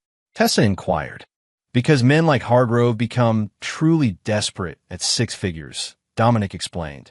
And desperate men make catastrophic decisions. After Tessa departed, Dominic moved to the floor-to-ceiling windows overlooking Seattle's skyline. The city glittered below him, lights shimmering against the darkening sky. He had eliminated Brooke and Liam from his life, surgically, excising them with the precision they deserved. Yet something remained unfinished. His phone rang, Xavier's direct line. Sir, we've confirmed Hargrove's contact with Martin Sheen. Dominic's jaw tightened imperceptibly. Martin Sheen was a loan shark known for his unique collection methods when borrowers defaulted. His association with several organized crime families made him both dangerous and useful. How much? $150,000 at 40% interest, compounded weekly. Dominic allowed himself a small, cold smile. Sooner than I anticipated. Activate Protocol Ares. Already in motion, Xavier confirmed. The account is created and the trail is laid. Protocol Ares was the next phase of Dominic's architectural design. A complex financial trap that would ensnare both Liam and, by extension, Brooke. He had established an offshore account in Liam's name, untraceable to Dominic, and was gradually feeding it with funds that appeared to come from diverted hospital pharmaceuticals. The DEA would receive an anonymous tip about this account at precisely the right moment, creating a cascade of legal consequences that would destroy what remained of Liam's career and reputation. But first, Dominic needed Liam to implicate himself further, to take actions that would ensure his destruction was complete and irreversible. 2 weeks later, Xavier reported that Liam had missed his first payment to Sheen. 3 of Sheen's men had paid a visit to the Portland apartment, leaving Liam with a broken finger as a warning. Brooke had taken the baby to a hotel for the night. Her parents offered financial assistance. Dominic asked. Helena attempted to liquidate her remaining jewelry, but it covered less than half the interest due, Xavier reported. The Davidson fortune is virtually gone. Her husband's dementia care facility alone costs $15,000 monthly. Interesting. Dominic hadn't known about his former father-in-law's condition. Not that it changed anything. Sir, Xavier continued, hesitation evident in his voice. There's something else. Hargrove approached one of our former clients yesterday, Benjamin Weiss. Dominic stilled. Benjamin Weiss ran a private equity firm that had contracted phantom security for executive protection during a hostile takeover. The relationship had been profitable for both parties. What did Hargrove want? He claimed to have damaging information about you, specifically evidence of illegal surveillance operations conducted by phantom security. He offered to sell this information to Weiss, knowing your history. Dominic's eyes narrowed fractionally. Does he actually possess such evidence? Nothing substantial. Some recorded conversations with Brooke where you apparently mentioned surveillance capabilities. Nothing that would stand up to scrutiny. And Weiss's response? He strung Hargrove along, recorded the conversation, then contacted us immediately. He's awaiting your instruction on how to proceed. Dominic considered this development. Hargrove's desperate move presented both risk and opportunity. Tell Weiss to express interest.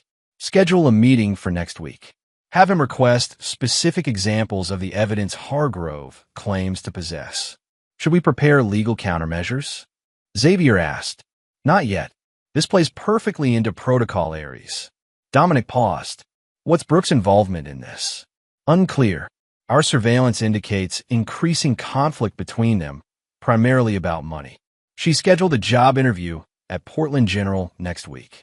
Ensure she gets the position, Dominic instructed. We need her financially independent enough to make choices, but not so secure that she can extract herself from Hargrove entirely. Xavier hesitated again. Sir, manipulating hospital hiring decisions is outside our usual. The chief of surgery owes me a favor from Kandahar, Dominic interrupted. Make the call. After hanging up, Dominic accessed his secure server and reviewed protocol areas. Each component was meticulously designed, each contingency accounted for. Hargrove's attempt to sell non-existent evidence was an unexpected gift. It provided the perfect justification for what would happen next. Dominic opened his safe and removed a small device resembling a flash drive. It contained specialized malware developed by Phantom Cyber Division, capable of penetrating most civilian security systems undetected. Tomorrow, it would find its way to Benjamin Weiss, who would ensure it was inserted into Hargrove's laptop during their meeting.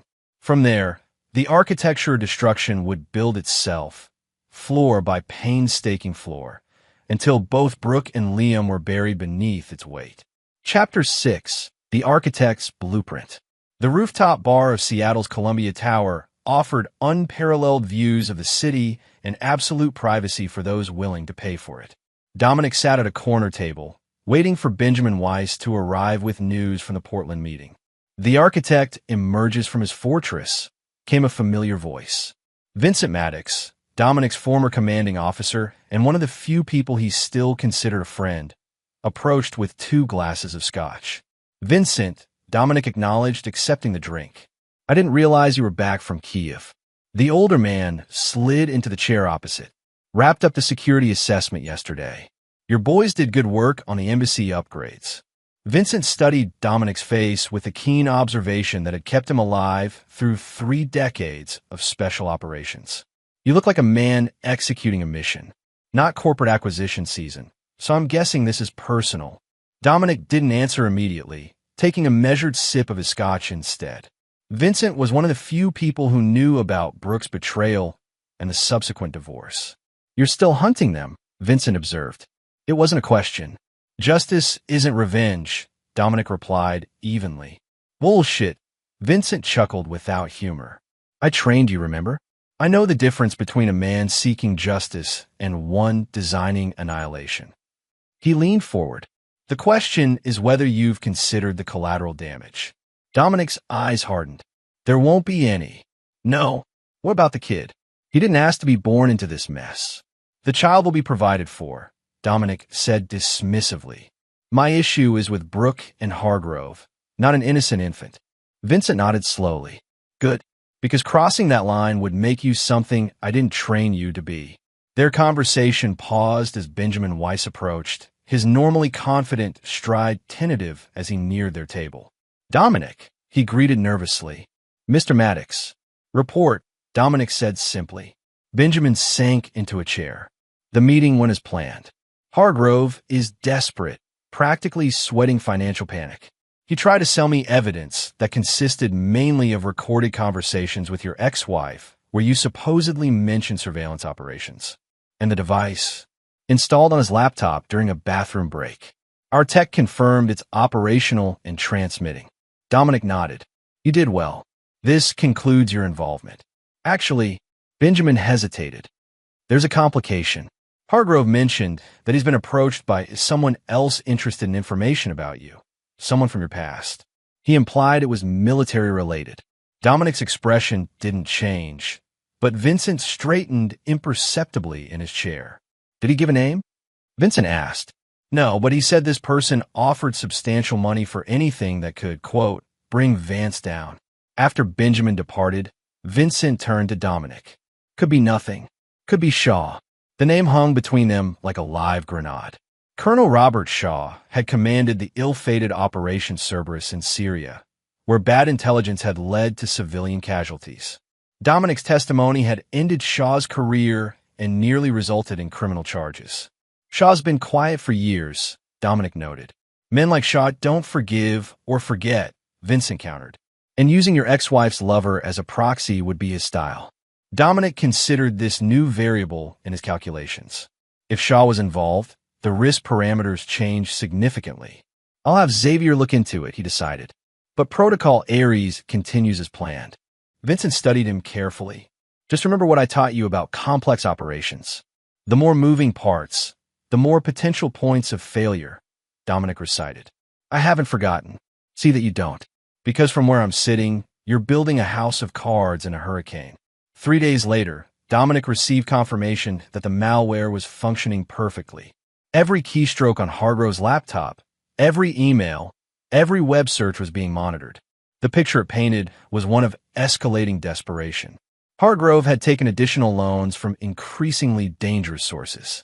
He had begun selling prescription medications in earnest, using Brooks access codes at Portland General without her knowledge. And most significantly, he had indeed been contacted by Robert Shaw. Xavier presented the intelligence in Dominic's office, his usual professional demeanor troubled.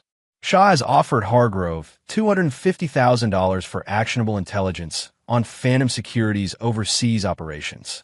Specifically, our work in Yemen last year. The Yemen operation had been legitimate but highly classified security for American intelligence assets during a sensitive extraction. If details leaked, lives would be endangered. Has Hargrove provided anything substantive? Not yet. He's stringing Shaw along, promising evidence he doesn't have. But he's growing desperate enough to fabricate something convincing. Dominic walked to the window, considering the implications. Shaw's involvement changes the timeline. How close is the DEA to acting on our anonymous tips? They're building their case. Probably 2 more weeks before they move. Too long, Dominic decided. We accelerate to Phase 2 immediately. Phase 2 of Protocol Ares involved activating an agent Dominic had planted in Martin Sheen's organization months ago, anticipating Hargrove's eventual debt problems. This agent would suggest that Hargrove's medical knowledge made him valuable for certain specialized services that could clear his debt quickly. The trap was elegant in its simplicity. Hargrove would be offered the opportunity to perform off-the-books medical procedures for Sheen's criminal associates. Once he agreed, evidence of his consent would be captured and preserved. Whether he actually performed such procedures was irrelevant. The mere agreement would be enough to destroy him professionally and personally. Meanwhile, the malware on Hargrove's laptop would be used to plant falsified communications with overseas contacts, making it appear he was selling medical information on Dominic's Yemen security clients. When these communications were discovered by federal authorities via another anonymous tip, Hargrove would face potential treason charges. What about Brooke? Xavier asked. Continue monitoring. When Hargrove is arrested, we'll ensure she receives evidence of his activities that put her medical license and her child at risk. Her revulsion will be genuine and complete. And if Shaw realizes his source is compromised. Dominic's expression darkened. Then we deal with Shaw directly. Prepare a contingency file on his activities since his discharge. Focus on his finances and foreign contacts. As Xavier departed, Dominic unlocked a hidden compartment in his desk and removed a small, leather-bound notebook. Inside were handwritten coordinates, codes, and names, a physical record of certain operations that would never exist in digital form. He found the page he sought and made a brief notation. Shaw active. Countermeasures authorized. The final pieces of his architectural design were falling into place. Hargrove would be destroyed professionally and legally. Brooke would be left alone with her child, her career compromised, her family fortune gone, forced to live with the consequences of her betrayal. And if Shaw had truly re-entered the game, Dominic would ensure his former commander regretted that decision profoundly. Chapter 7. The First Domino. The call came at 3:17 a.m., pulling Dominic from a light sleep. Xavier's voice was tense despite his attempt at professional calm. "Sir," Hargrove took the bait. He met with Sheen's representative tonight and agreed to perform an off-the-book surgery on one of their associates with a gunshot wound. The entire conversation was recorded. Dominic sat up, instantly alert. "Where's the patient?" "There isn't one." It was a test of Hargrove's willingness. He's scheduled to perform the fictional procedure tomorrow night. And Brooke? Home with the child. Our surveillance indicates she's unaware of Hargrove's arrangement, though she knows he met with business associates tonight. Dominic processed this information. Has the DA been notified? Anonymous tips sent 30 minutes ago with Hargrove's location for tomorrow night and partial details of the arrangement. They're mobilizing a surveillance team now. Good. And Shaw? Still in contact with Hargrove. He's increased his offer to $500,000 for information on Yemen. Hargrove is fabricating documents using information he's gleaned from news sources and his conversations with Brooke. Dominic's jaw tightened. The fabrications wouldn't be dangerous to national security. Hargrove didn't have access to actual classified material, but the attempt itself was enough to trigger federal interest in counterintelligence circles. Execute Phase 2, Component B, he ordered. Route the fabricated communications through the implanted channels. Ensure they're discoverable by the counterintelligence sweep that will follow the DEA raid. Already underway, Xavier confirmed. There's one more development. Hargrove attempted to access your ex-wife's Portland general credentials again last night, presumably to divert more pharmaceuticals, but the password had been changed. This was unexpected. Brooke changed her password? Yes, sir. And there's more. She's contacted Dr. Leslie Porterback at Seattle Memorial about reinstating her position there. Dominic absorbed this information thoughtfully. Brooke was creating distance between herself and Hargrove sooner than anticipated. It spoke to her intelligence. She sensed the sinking ship and was preparing to abandon it. I want audio surveillance in their apartment increased, he decided. If they're discussing separation, I need to know exactly what Brooke knows about Hargrove's activities. The next 24 hours unfolded with the precision of a military operation. Dominic monitored developments from his command center at Phantom Security, where multiple screens displayed surveillance feeds, intelligence reports, and the movements of key players. At 7:15 p.m., Hargrove left the Portland apartment after an argument with Brooke that surveillance had captured with crystal clarity. "Where are you going?" Brooke had demanded, the baby crying in the background. "Business meeting." "Don't wait up." "Business? You mean more gambling? Or are you meeting those men who broke your finger?" "This is different. I found a way to clear the debts. All of them." "By doing what exactly?" "Because if it's illegal, Liam, I swear I'll take Alexander and leave tonight. It's just a consultation. Medical advice for a private client. Completely legitimate. Then why are you sweating? And why can't you look me in the eye?" Hargrove had grabbed his medical bag then, his voice hardening.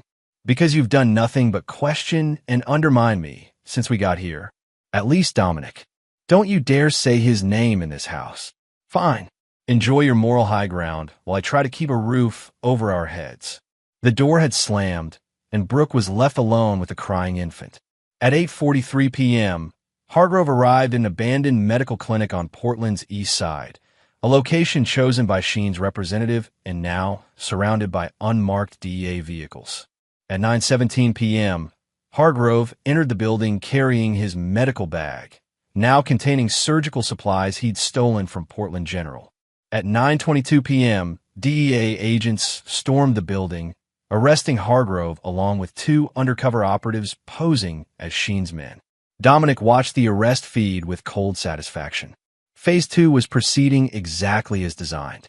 Within hours, the contents of Hargrove's laptop would be discovered, revealing both his illegal pharmaceutical activities and his fabricated communications with foreign entities interested in classified U.S. operations. "Sir," Xavier interrupted his contemplation. "Brooke Vance just received a call from the Portland Police Department informing her of her partner's arrest." "Show me," Dominic ordered. The surveillance feed from the Portland apartment appeared on the main screen. Brooke stood in the kitchen, phone pressed to her ear, her face a mask of shock and building anger. "Conspiracy to distribute controlled substances?" she repeated to the officer on the line. "There must be some mistake. Liam is a cardiologist. He doesn't." She stopped, her expression changing as realization dawned. "Yes, I understand. No, I have no knowledge of any illegal activities. Of course I'll cooperate fully." After hanging up, she didn't cry.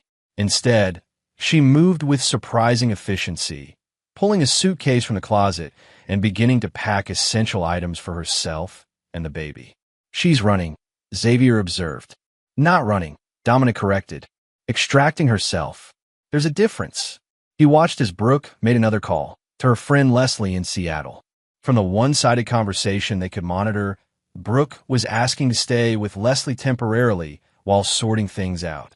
This was proceeding faster than Dominic had calculated. He needed to adjust the timeline.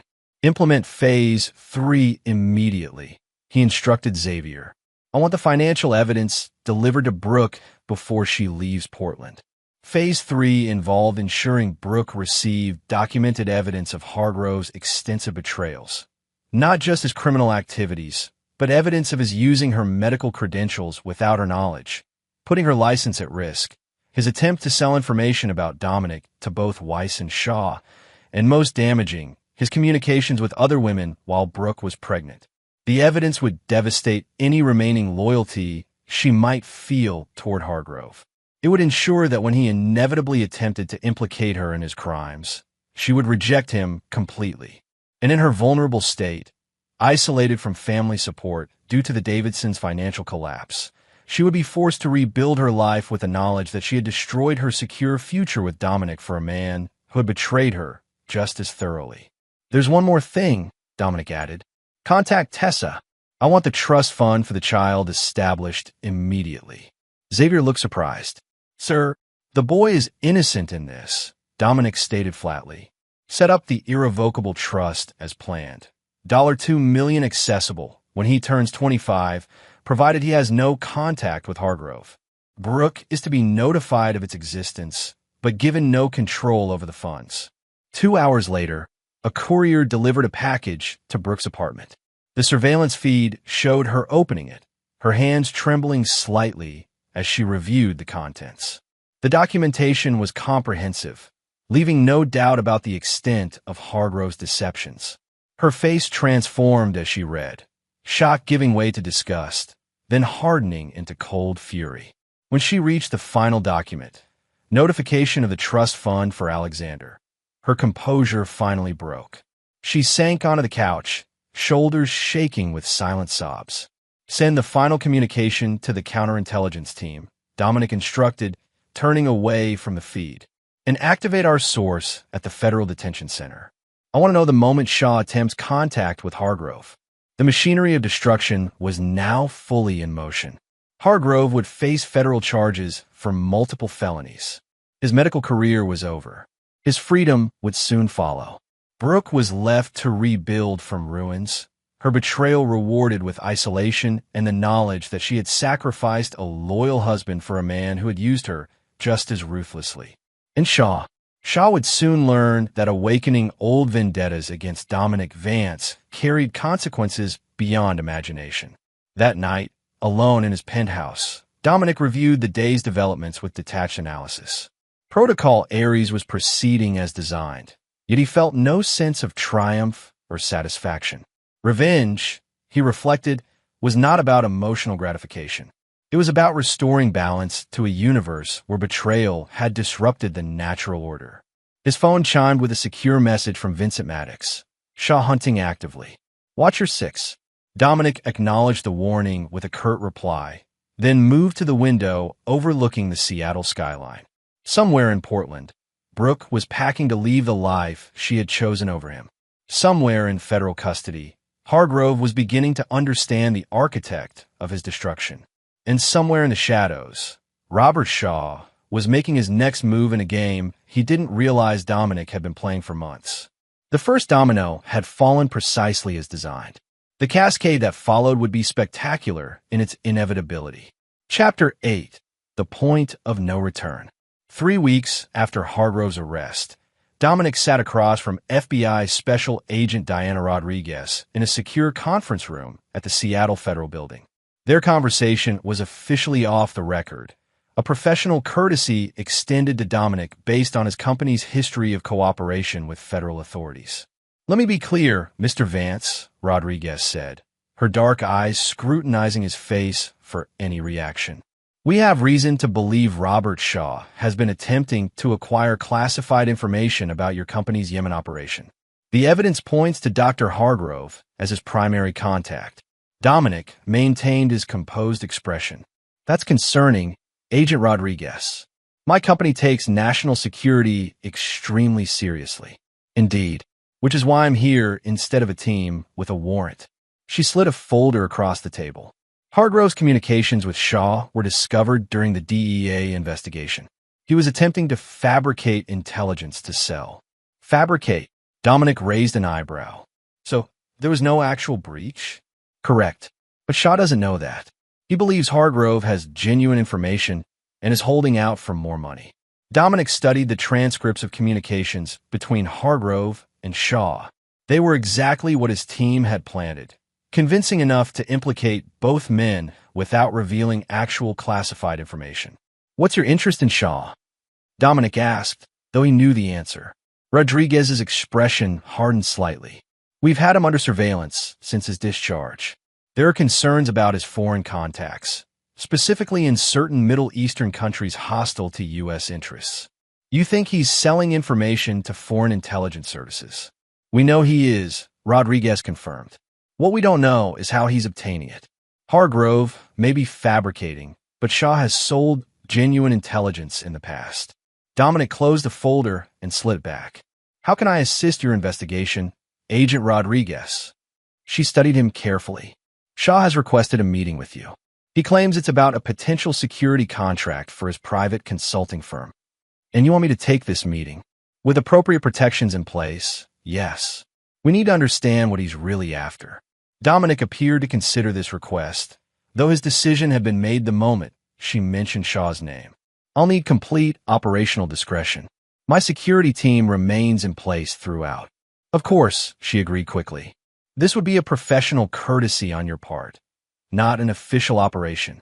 After establishing parameters for the meeting, to be held at Phantom Security's offices with both FBI and Dominic security monitoring, Rodriguez stood to leave. "One more thing, Mr. Vance," she said at the door. "We're aware of your history with Shaw. If this is personal for you, now's the time to say so." Dominic met her gaze directly. "All security matters are professional, Agent Rodriguez. Personal feelings have no place in this line of work." She nodded, clearly not believing him but accepting the response. "The meeting is set for tomorrow at 2 p.m. Shaw believes it's a private business discussion. He has no knowledge of our involvement." After she departed, Dominic contacted Xavier. "Shaw's coming here tomorrow. Coordinate with the FBI surveillance team, but our people maintain primary security positions." "Understood," Xavier replied. "Should we implement Protocol Hydra?" Dominic considered the question carefully. Protocol Hydra was designed specifically for encounters with Shaw, a comprehensive recording and tracking system that would document every word, every movement, every electronic signature. It went far beyond standard security measures. Yes, full implementation. And Xavier, "Sir, ensure our secure room is prepared. If Shaw reveals anything of substance, we may need a more private venue for continued discussions.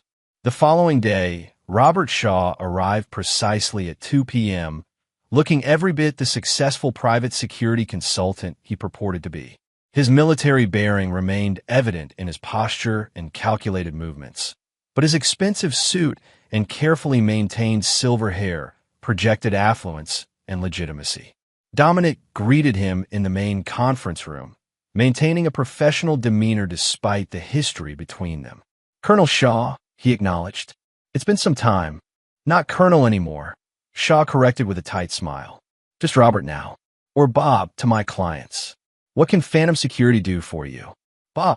Shaw settled into a chair, declining the offered coffee. "I'll be direct, Dominic. My firm has secured a contract to provide security consultation for several energy companies expanding into the Yemeni market. Your work there last year was impressive. I'm hoping we might discuss a potential collaboration." Dominic noted the careful phrasing, technically accurate but deliberately vague. Yemen is a complicated operational theater. What specific aspects of our work interested you? Your extraction protocols, primarily. I understand you developed some innovative approaches to secure transit through contested territories. And there it was, the fishing expedition, thinly disguised as professional interest. Those extraction protocols were classified, developed in conjunction with U.S. intelligence agencies. Our methodologies are proprietary, Dominic replied evenly. Though I'm curious how you became aware of them, given the confidential nature of that operation. Shaw's smile didn't waver. Our industry runs on information, Dominic. You know that better than most. Indeed, including information about who's been attempting to purchase classified intelligence from disgraced physicians. The shift in atmosphere was immediate. Shaw's expression hardened, though his posture remained relaxed. "I'm not sure what you're implying." "No implication. Simple fact. Dr. Liam Hargrove has been quite forthcoming with federal investigators about your generous offers for information regarding Phantom's Yemen operations." Shaw's eyes narrowed fractionally, the only indication that Dominic's direct approach had surprised him. If some desperate doctor in legal trouble is making accusations, I'd hardly consider that reliable intelligence. The Federal Counterintelligence Team has documentation of your communications. Quite detailed documentation. For several seconds, silence filled the room as Shaw recalculated his position. When he spoke again, his tone had shifted to one of quiet intensity. "Let's be honest with each other, Dominic. We both know what this is really about. Syria. Operation Cerberus. Ancient history," Dominic replied dismissively. "Not to me," Shaw countered, leaning forward slightly. "Your testimony destroyed my career. Everything I'd built over 3 decades. Gone because you couldn't follow orders. I followed lawful orders. I didn't participate in a cover-up of civilian casualties." Shaw's controlled facade cracked slightly, revealing the rage beneath. Those casualties were tragic but unavoidable. The mission objective was paramount. You knew that when you accepted the assignment. The mission was compromised from the start. Your intelligence was flawed, your operational plan was reckless, and your response to the consequences was criminal. "Criminal?" Shaw scoffed. "I was cleared of all charges. On technicalities, not on merit." The two men stared at each other, years of unresolved animosity crystallizing in the silence between them. "You know," Shaw finally said, his voice dangerously soft, "I've spent years wondering what would hurt you most. When I heard about your divorce, the paternity scandal, the public humiliation, I thought perhaps I'd found my answer. But watching you now, I realize it wasn't enough." Dominic's expression remained impassive, though his awareness heightened at this revelation. "You've been monitoring my personal life." "With great interest," Shaw confirmed. "Particularly your methodical destruction of Dr. Hargrove. Very impressive work. Almost worthy of what I taught you in Syria. You taught me nothing except the cost of compromised leadership." Shaw laughed quietly. "Is that what you tell yourself? That you're different from me? Better?" He shook his head. "Look in the mirror, Dominic. The way you've systematically destroyed your ex-wife and her lover. That's not justice. That's vengeance executed with military precision. If you came here to psychoanalyze me, you've wasted both our time." I came here to propose a truce, actually. Shaw reached inside his jacket, causing Xavier to tense visibly in the corner of the room. Shaw removed not a weapon, but a small flash drive, placing it on the table between them. This contains evidence of every surveillance operation you've conducted against your ex-wife and Dr. Hargrove, including several that arguably crossed legal boundaries. Enough to destroy Phantom Security's reputation and possibly result in criminal charges against you personally. Dominic didn't look at the drive, and in exchange for not releasing this supposed evidence, access to your Yemen protocols, the real ones, not whatever sanitized version you provide to clients. The audacity of the proposal was almost admirable. Shaw was attempting to leverage Dominic's personal vendetta to extract classified information, an elegant trap that demonstrated why the man had once been one of the military's most effective special operations commanders. That's an interesting proposal, Dominic said after a calculated pause, though it makes certain assumptions that may not be accurate, such as that I care about reputation more than principle, that I conducted any surveillance that wasn't fully legal. And most importantly, Dominic leaned forward, meeting Shaw's gaze directly, that you're in a position to threaten me at all. Shaw's confident expression faltered slightly, meaning that while we've been having this conversation, federal agents have been executing a search warrant at your Bellevue residence and your office in Tacoma. They're particularly interested in your encrypted communications with certain foreign nationals in Yemen, Saudi Arabia, and Iran. That's impossible, Shaw said, though uncertainty had crept into his voice. You couldn't know about your meetings with Fareed al-Nazari last month in Vancouver? Or perhaps your encrypted communications with Iranian intelligence using Hargrove as a cutout. I know everything, Robert. I've known for months. Shaw's composure shattered completely. You set me up. This entire meeting was a courtesy, actually, Dominic interrupted. A professional courtesy to allow you the dignity of surrender rather than arrest. The FBI is waiting outside this room. Agent Rodriguez has authorized me to inform you that cooperation now will be considered favorably during prosecution. For a moment, Dominic thought Shaw might attempt something desperate, his military training taking over in a fight-or-flight response. But decades of discipline prevailed, and Shaw regained control of his expression. This isn't over, he said quietly. Actually, it is, Dominic replied, standing to signal the end of the meeting. It's been over since Syria. You just didn't know it yet. As FBI agents entered to take Shaw into custody, he looked back at Dominic one final time. We're the same, you and I. Remember that when you're sleeping in your fortress of righteousness. Dominic watched him passively as Shaw was led away. After the room cleared, Xavier approached with a tablet displaying multiple surveillance feeds. The FBI team has secured evidence at both locations, he reported. Agent Rodriguez sends her compliments on your cooperation. What about the other matter? Dominic asked. Confirmed. Shaw has been monitoring your ex-wife and Hargrove. He had operatives following their movements in Portland and Seattle. This development would need to be addressed. If Shaw had been surveilling Brooke and the child, others might be as well. Dominic had eliminated 2 threats to his former family, but there could be others. Associates of Shaw or Hargrove seeking leverage or revenge. Implement Protocol Sentinel, he decided. Covert protection detail for Brooke and the child. They're not to know they're being watched. Xavier nodded, understanding the apparent contradiction. Despite everything, Dominic was extending protection to the woman who had betrayed him and a child that wasn't his. But Xavier had served with Dominic long enough to understand that his moral code, while brutal in its application, remained consistent in its principles. Later that evening, Dominic received a final report on Shaw's arrest. The evidence against him was overwhelming. Not just the fabricated communications with Hargrove that Dominic had orchestrated, but genuine evidence of espionage that the FBI had been building for years. Shaw would likely spend the rest of his life in federal prison. The satisfaction Dominic expected to feel remained elusive. He had systematically destroyed everyone who had betrayed or threatened him. Brooke, Hargrove, and now Shaw. Yet something remained unresolved, a loose thread in his architectural design.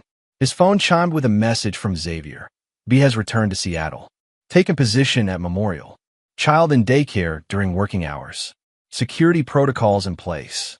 Brooke had completed her extraction from the ruins of her relationship with Hargrove, returning to the city where her betrayal had begun.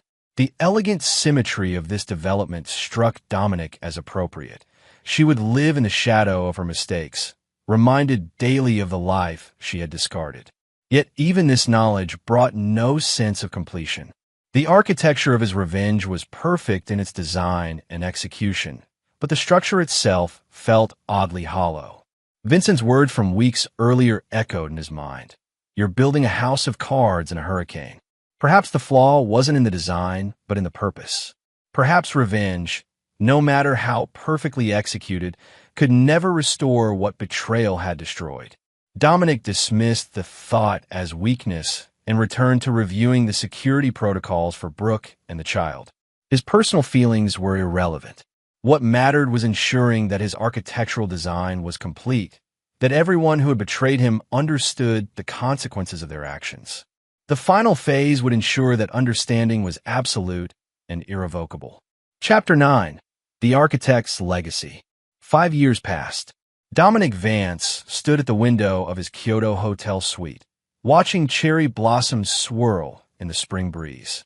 Phantom Security had expanded globally, with operations now spanning 4 continents and a client list that included governments, corporations, and high-net-worth individuals requiring the ultimate in security services. His phone vibrated with a message from Xavier. Annual report prepared as requested. The annual report was Dominic's code for the yearly update on the subjects of Protocol Ares. Though the active phases of his architectural design had concluded years ago, he maintained surveillance on the key players, not from any emotional attachment, but from the same strategic thoroughness that characterized all his operations. Opening the encrypted file, Dominic reviewed the status updates. Liam Hargrove, serving year 5 of a 15-year federal sentence for narcotics distribution, fraud, and attempted espionage. 2 appeals denied. Prison informants report declining health due to unmanaged gambling addiction, leading to deaths within the prison population. No visitors in the past 17 months. Robert Shaw, serving life sentence in ADX Florence for espionage. Denied communication with outside world except monitored legal counsel. Recent petition for medical transfer denied. Helena Davidson, deceased stroke 14 months ago. Boston estate sold to cover debts. Husband remains in specialized care facility, funded by state program following bankruptcy. Brooke Vance, now Brooke Davidson, resumed maiden name chief resident in cardiothoracic surgery at Johns Hopkins. Relocated from Seattle 2 years ago. Limited social life. No romantic relationships of significance. Maintains minimal contact with former Seattle colleagues. Alexander Davidson, age 5. Enrolled in private school in Baltimore. Performing above grade level academically. Trust fund maintained at $2.7 million with investments performing as projected. The report continued with details of Brooke's career progression, financial status, and social connections. Her life had stabilized after the collapse of her relationship with Hargrove, though she remained isolated. Her former social circle in Seattle had largely abandoned her after the scandal, and her family's financial ruin had eliminated the safety net she had always taken for granted. Dominic closed the file, his expression unchanged. The destruction he had architected was complete and irreversible. Hargrove would likely die in prison. Shaw's betrayal of his country had earned him a lifetime in the most secure federal facility in America. Brooke had rebuilt a career, but lived a solitary existence far from her former life of privilege and connection. Justice, by his definition, had been served. A knock at the door interrupted his reflection. Vincent Maddox entered, looking older but still carrying himself with military precision despite now being in his 60s. Still tracking them? Vincent asked, noting the encrypted file on Dominic's tablet. Maintaining situational awareness, Dominic corrected. Vincent shook his head. 5 years, Dominic. Time to close the file. The operation remains active. Bullshit, Vincent said bluntly. There's no operation. Just a man who can't let go of the past. Dominic's expression hardened almost imperceptibly. I've let go. This is merely verification of outcomes. Then why maintain the protection detail on the woman and her son? Why the trust fund for a child that isn't yours? Strategic considerations, Dominic replied, though the answer sounded hollow even to his own ears. Vincent poured himself a drink from the hotel bar. You know what your problem is? You achieved everything you set out to do, destroyed everyone who betrayed you, and still you're not satisfied. Satisfaction was never the objective. Then what was? Vincent challenged. Because from where I'm standing, you've spent 5 years perfecting a revenge that brought you no peace. Dominic didn't answer immediately. The cherry blossoms outside continued their graceful descent, beautiful even in their falling. They needed to understand the consequences, he finally said. And did they? Does Hargrove, wasting away in federal prison, understand your architectural brilliance? Does Brooke, living her solitary life in Baltimore, appreciate the elegant design of her punishment? Dominic turned from the window. What's your point, Vincent? My point is that you built a perfect machine of destruction, and now you can't turn it off. You're trapped in your own design. Vincent set down his glass. I'm not saying they didn't deserve what they got. I'm saying you deserve to be free of it. I am free. Are you? When's the last time you had a relationship? Built anything that wasn't a security system or a revenge plot? Christ, Dominic, you're 45 years old and living like you're still operating behind enemy lines. The assessment hit closer to home than Dominic cared to admit. In the years since Brooke's betrayal, he had poured himself into phantom security and the execution of his revenge. The company had thrived, but his personal life remained as militarily Spartan as his former SEAL quarters. I have what I need, he stated flatly. Vincent sighed. You have what you think you deserve, which isn't the same thing. He moved toward the door. Your car's waiting. The Matsuhira meeting is in an hour. After Vincent departed, Dominic remained by the window, uncharacteristically reflective. The yearly reports had become a ritual, a moment to confirm that the architecture of his revenge remained intact. Yet each year, the satisfaction diminished further. Perhaps Vincent was right. Perhaps the true prison wasn't the one holding Hargrove or Shaw, but the one Dominic had constructed around himself. A fortress of righteous vengeance that protected him from betrayal, but also from connection. He picked up his phone and composed a message to Xavier. Terminate Protocol Sentinel. Archive all surveillance on Davidson, B, and Davidson, A. Maintain trust fund administration only. The response came immediately, confirmed. Protection detail to be withdrawn by end of week. Are you certain? Dominic stared at the question for a long moment. Was he certain? The protection detail had been his one remaining connection to Brooke and the child.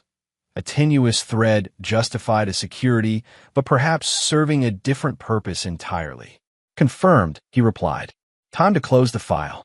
6 months later, Dominic was reviewing expansion plans for Phantom's European operations when his secure line rang, a line known to fewer than 10 people worldwide. It's Vincent, came the familiar voice. There's a situation you need to know about. Dominic tensed slightly. Vincent's tone carried an urgency he hadn't heard in years. Go ahead. Hargrove is dead. Suicide in his cell 2 days ago. But before he died, he sent letters. One to federal prosecutors offering new testimony against Shaw, and one to Brooke. Contents, unknown, but she's been making inquiries about you since receiving it. Discreet but persistent inquiries. Dominic processed this information with his usual calculating efficiency. Any indication of threat assessment? None. My source says she's been asking about your current operations, your security protocols. Professional curiosity, not personal vendetta. Maintain distance, Dominic decided. No engagement. There's more, Vincent continued. The boy, Alexander. He's been hospitalized in Baltimore. Rare blood disorder requiring specialized treatment. Prognosis, guarded.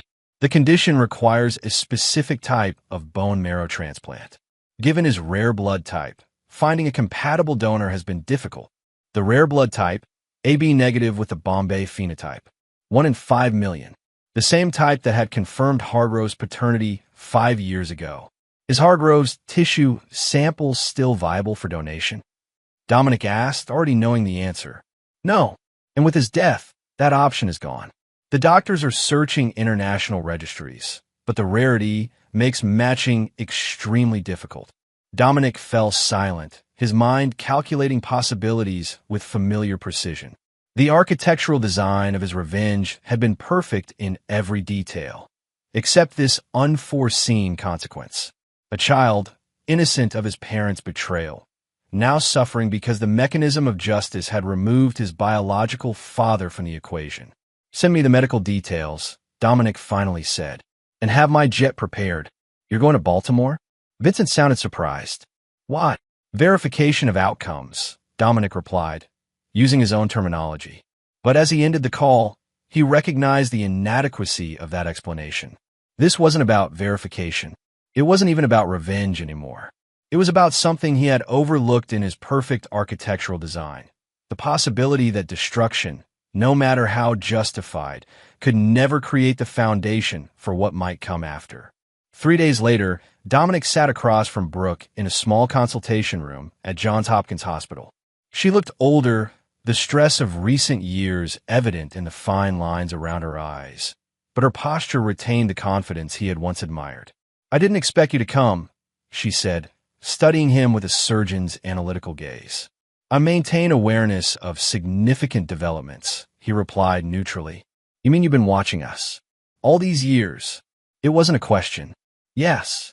She nodded, unsurprised. I knew it was you funding the security detail. The men were too good, too professional to be standard hospital security. It was a precaution. Shaw had people monitoring you. And now? Why are you here now, Dominic? He met her gaze directly. I understand Alexander needs a bone marrow transplant. That his blood type makes finding a donor difficult. Her professional composure cracked slightly, revealing the mother beneath the surgeon. Nearly impossible. We've searched every registry. His condition is deteriorating, and we're running out of time. Dominic placed a file on the table between them. My security firm maintains extensive medical databases on individuals with rare blood markers. Potential donors in case of emergency extraction scenarios. Hope flickered in her eyes. You found a match? Potentially. The individual has agreed to testing. Why would you do this? Brooke asked, suspicion replacing hope. After everything, Dominic considered her question carefully. The truth was complex, layered with contradictions even he didn't fully understand. His revenge had been perfect in its execution, but hollow in its aftermath. The architect had created destruction with flawless precision, but failed to consider what might be built from the ruins. The child is innocent, he said simply. My issue was never with him. Brooke studied him, searching for the calculation she expected to find. And what do you want in return? Nothing. I don't believe you, she said flatly. You never do anything without a purpose, without a plan 10 steps ahead. Perhaps, Dominic acknowledged. But plans change. Priorities shift. She looked down at the medical file, conflict evident in her expression. Liam wrote to me before he died. He confessed everything. How you orchestrated his destruction, how you manipulated evidence against him. Did he mention using your medical credentials to divert pharmaceuticals? Putting your license at risk? Attempting to sell fabricated intelligence to a man who would have used it to endanger American operatives? No, she admitted. He portrayed himself as your victim. Nothing else. And what do you believe? Her eyes met his again, clear and direct. I believe you're both architects of destruction. He built his on lies and desperation. You built yours on calculated precision. Neither of you considered the collateral damage. Dominic absorbed this assessment without visible reaction, though he recognized its accuracy. His revenge had been justifiable, but absolute. A scorched earth response that eliminated the immediate threat, but left nothing capable of growth in its wake. The potential donor will arrive tomorrow, he said, standing to leave. My medical team will coordinate with your doctors. Wait, Brooke said, rising as well. There's something else I need to know. The trust fund for Alexander, why? As I said, the child is innocent. It's more than that, she pressed. You've maintained surveillance, security details, financial support. All for a child that isn't yours, born from a betrayal you never forgave. Why? Dominic had asked himself the same question during sleepless nights in hotel rooms across the globe. The architecture of his revenge had accounted for every variable except one: his own inability to completely sever the connection to what might have been. "Perhaps I wanted to ensure that something survived," he finally said. "Something untainted by what happened between us." Brooke's expression softened slightly, the first hint of the woman he had once loved. "And has it worked? Has anything survived?" "We'll know tomorrow," he replied, his usual precision failing him. The bone marrow donation was successful. The anonymous donor, arranged through Dominic's extensive network, provided the life-saving cells Alexander needed. 3 months later, the child was in remission, his prognosis excellent. Dominic received the medical updates with his customary detachment, filing them alongside the final reports on Protocol Ares. Shaw remained in federal prison, his health declining. Hargrove was buried in an unmarked grave, his parents having disowned him years earlier. The architecture of destruction was complete. Yet something had changed in Dominic. Vincent noticed it first: a subtle shift in focus from security operations to the Phantom Foundation, the charitable arm of his company that now funded medical research into rare blood disorders and support programs for children affected by them. Building instead of destroying, Vincent observed during a rare moment of reflection. "It suits you better than I expected." Dominic didn't acknowledge the observation directly. The foundation served strategic purposes: reputation management, networking opportunities. Of course, Vincent agreed, not believing it for a moment. Nothing to do with a certain child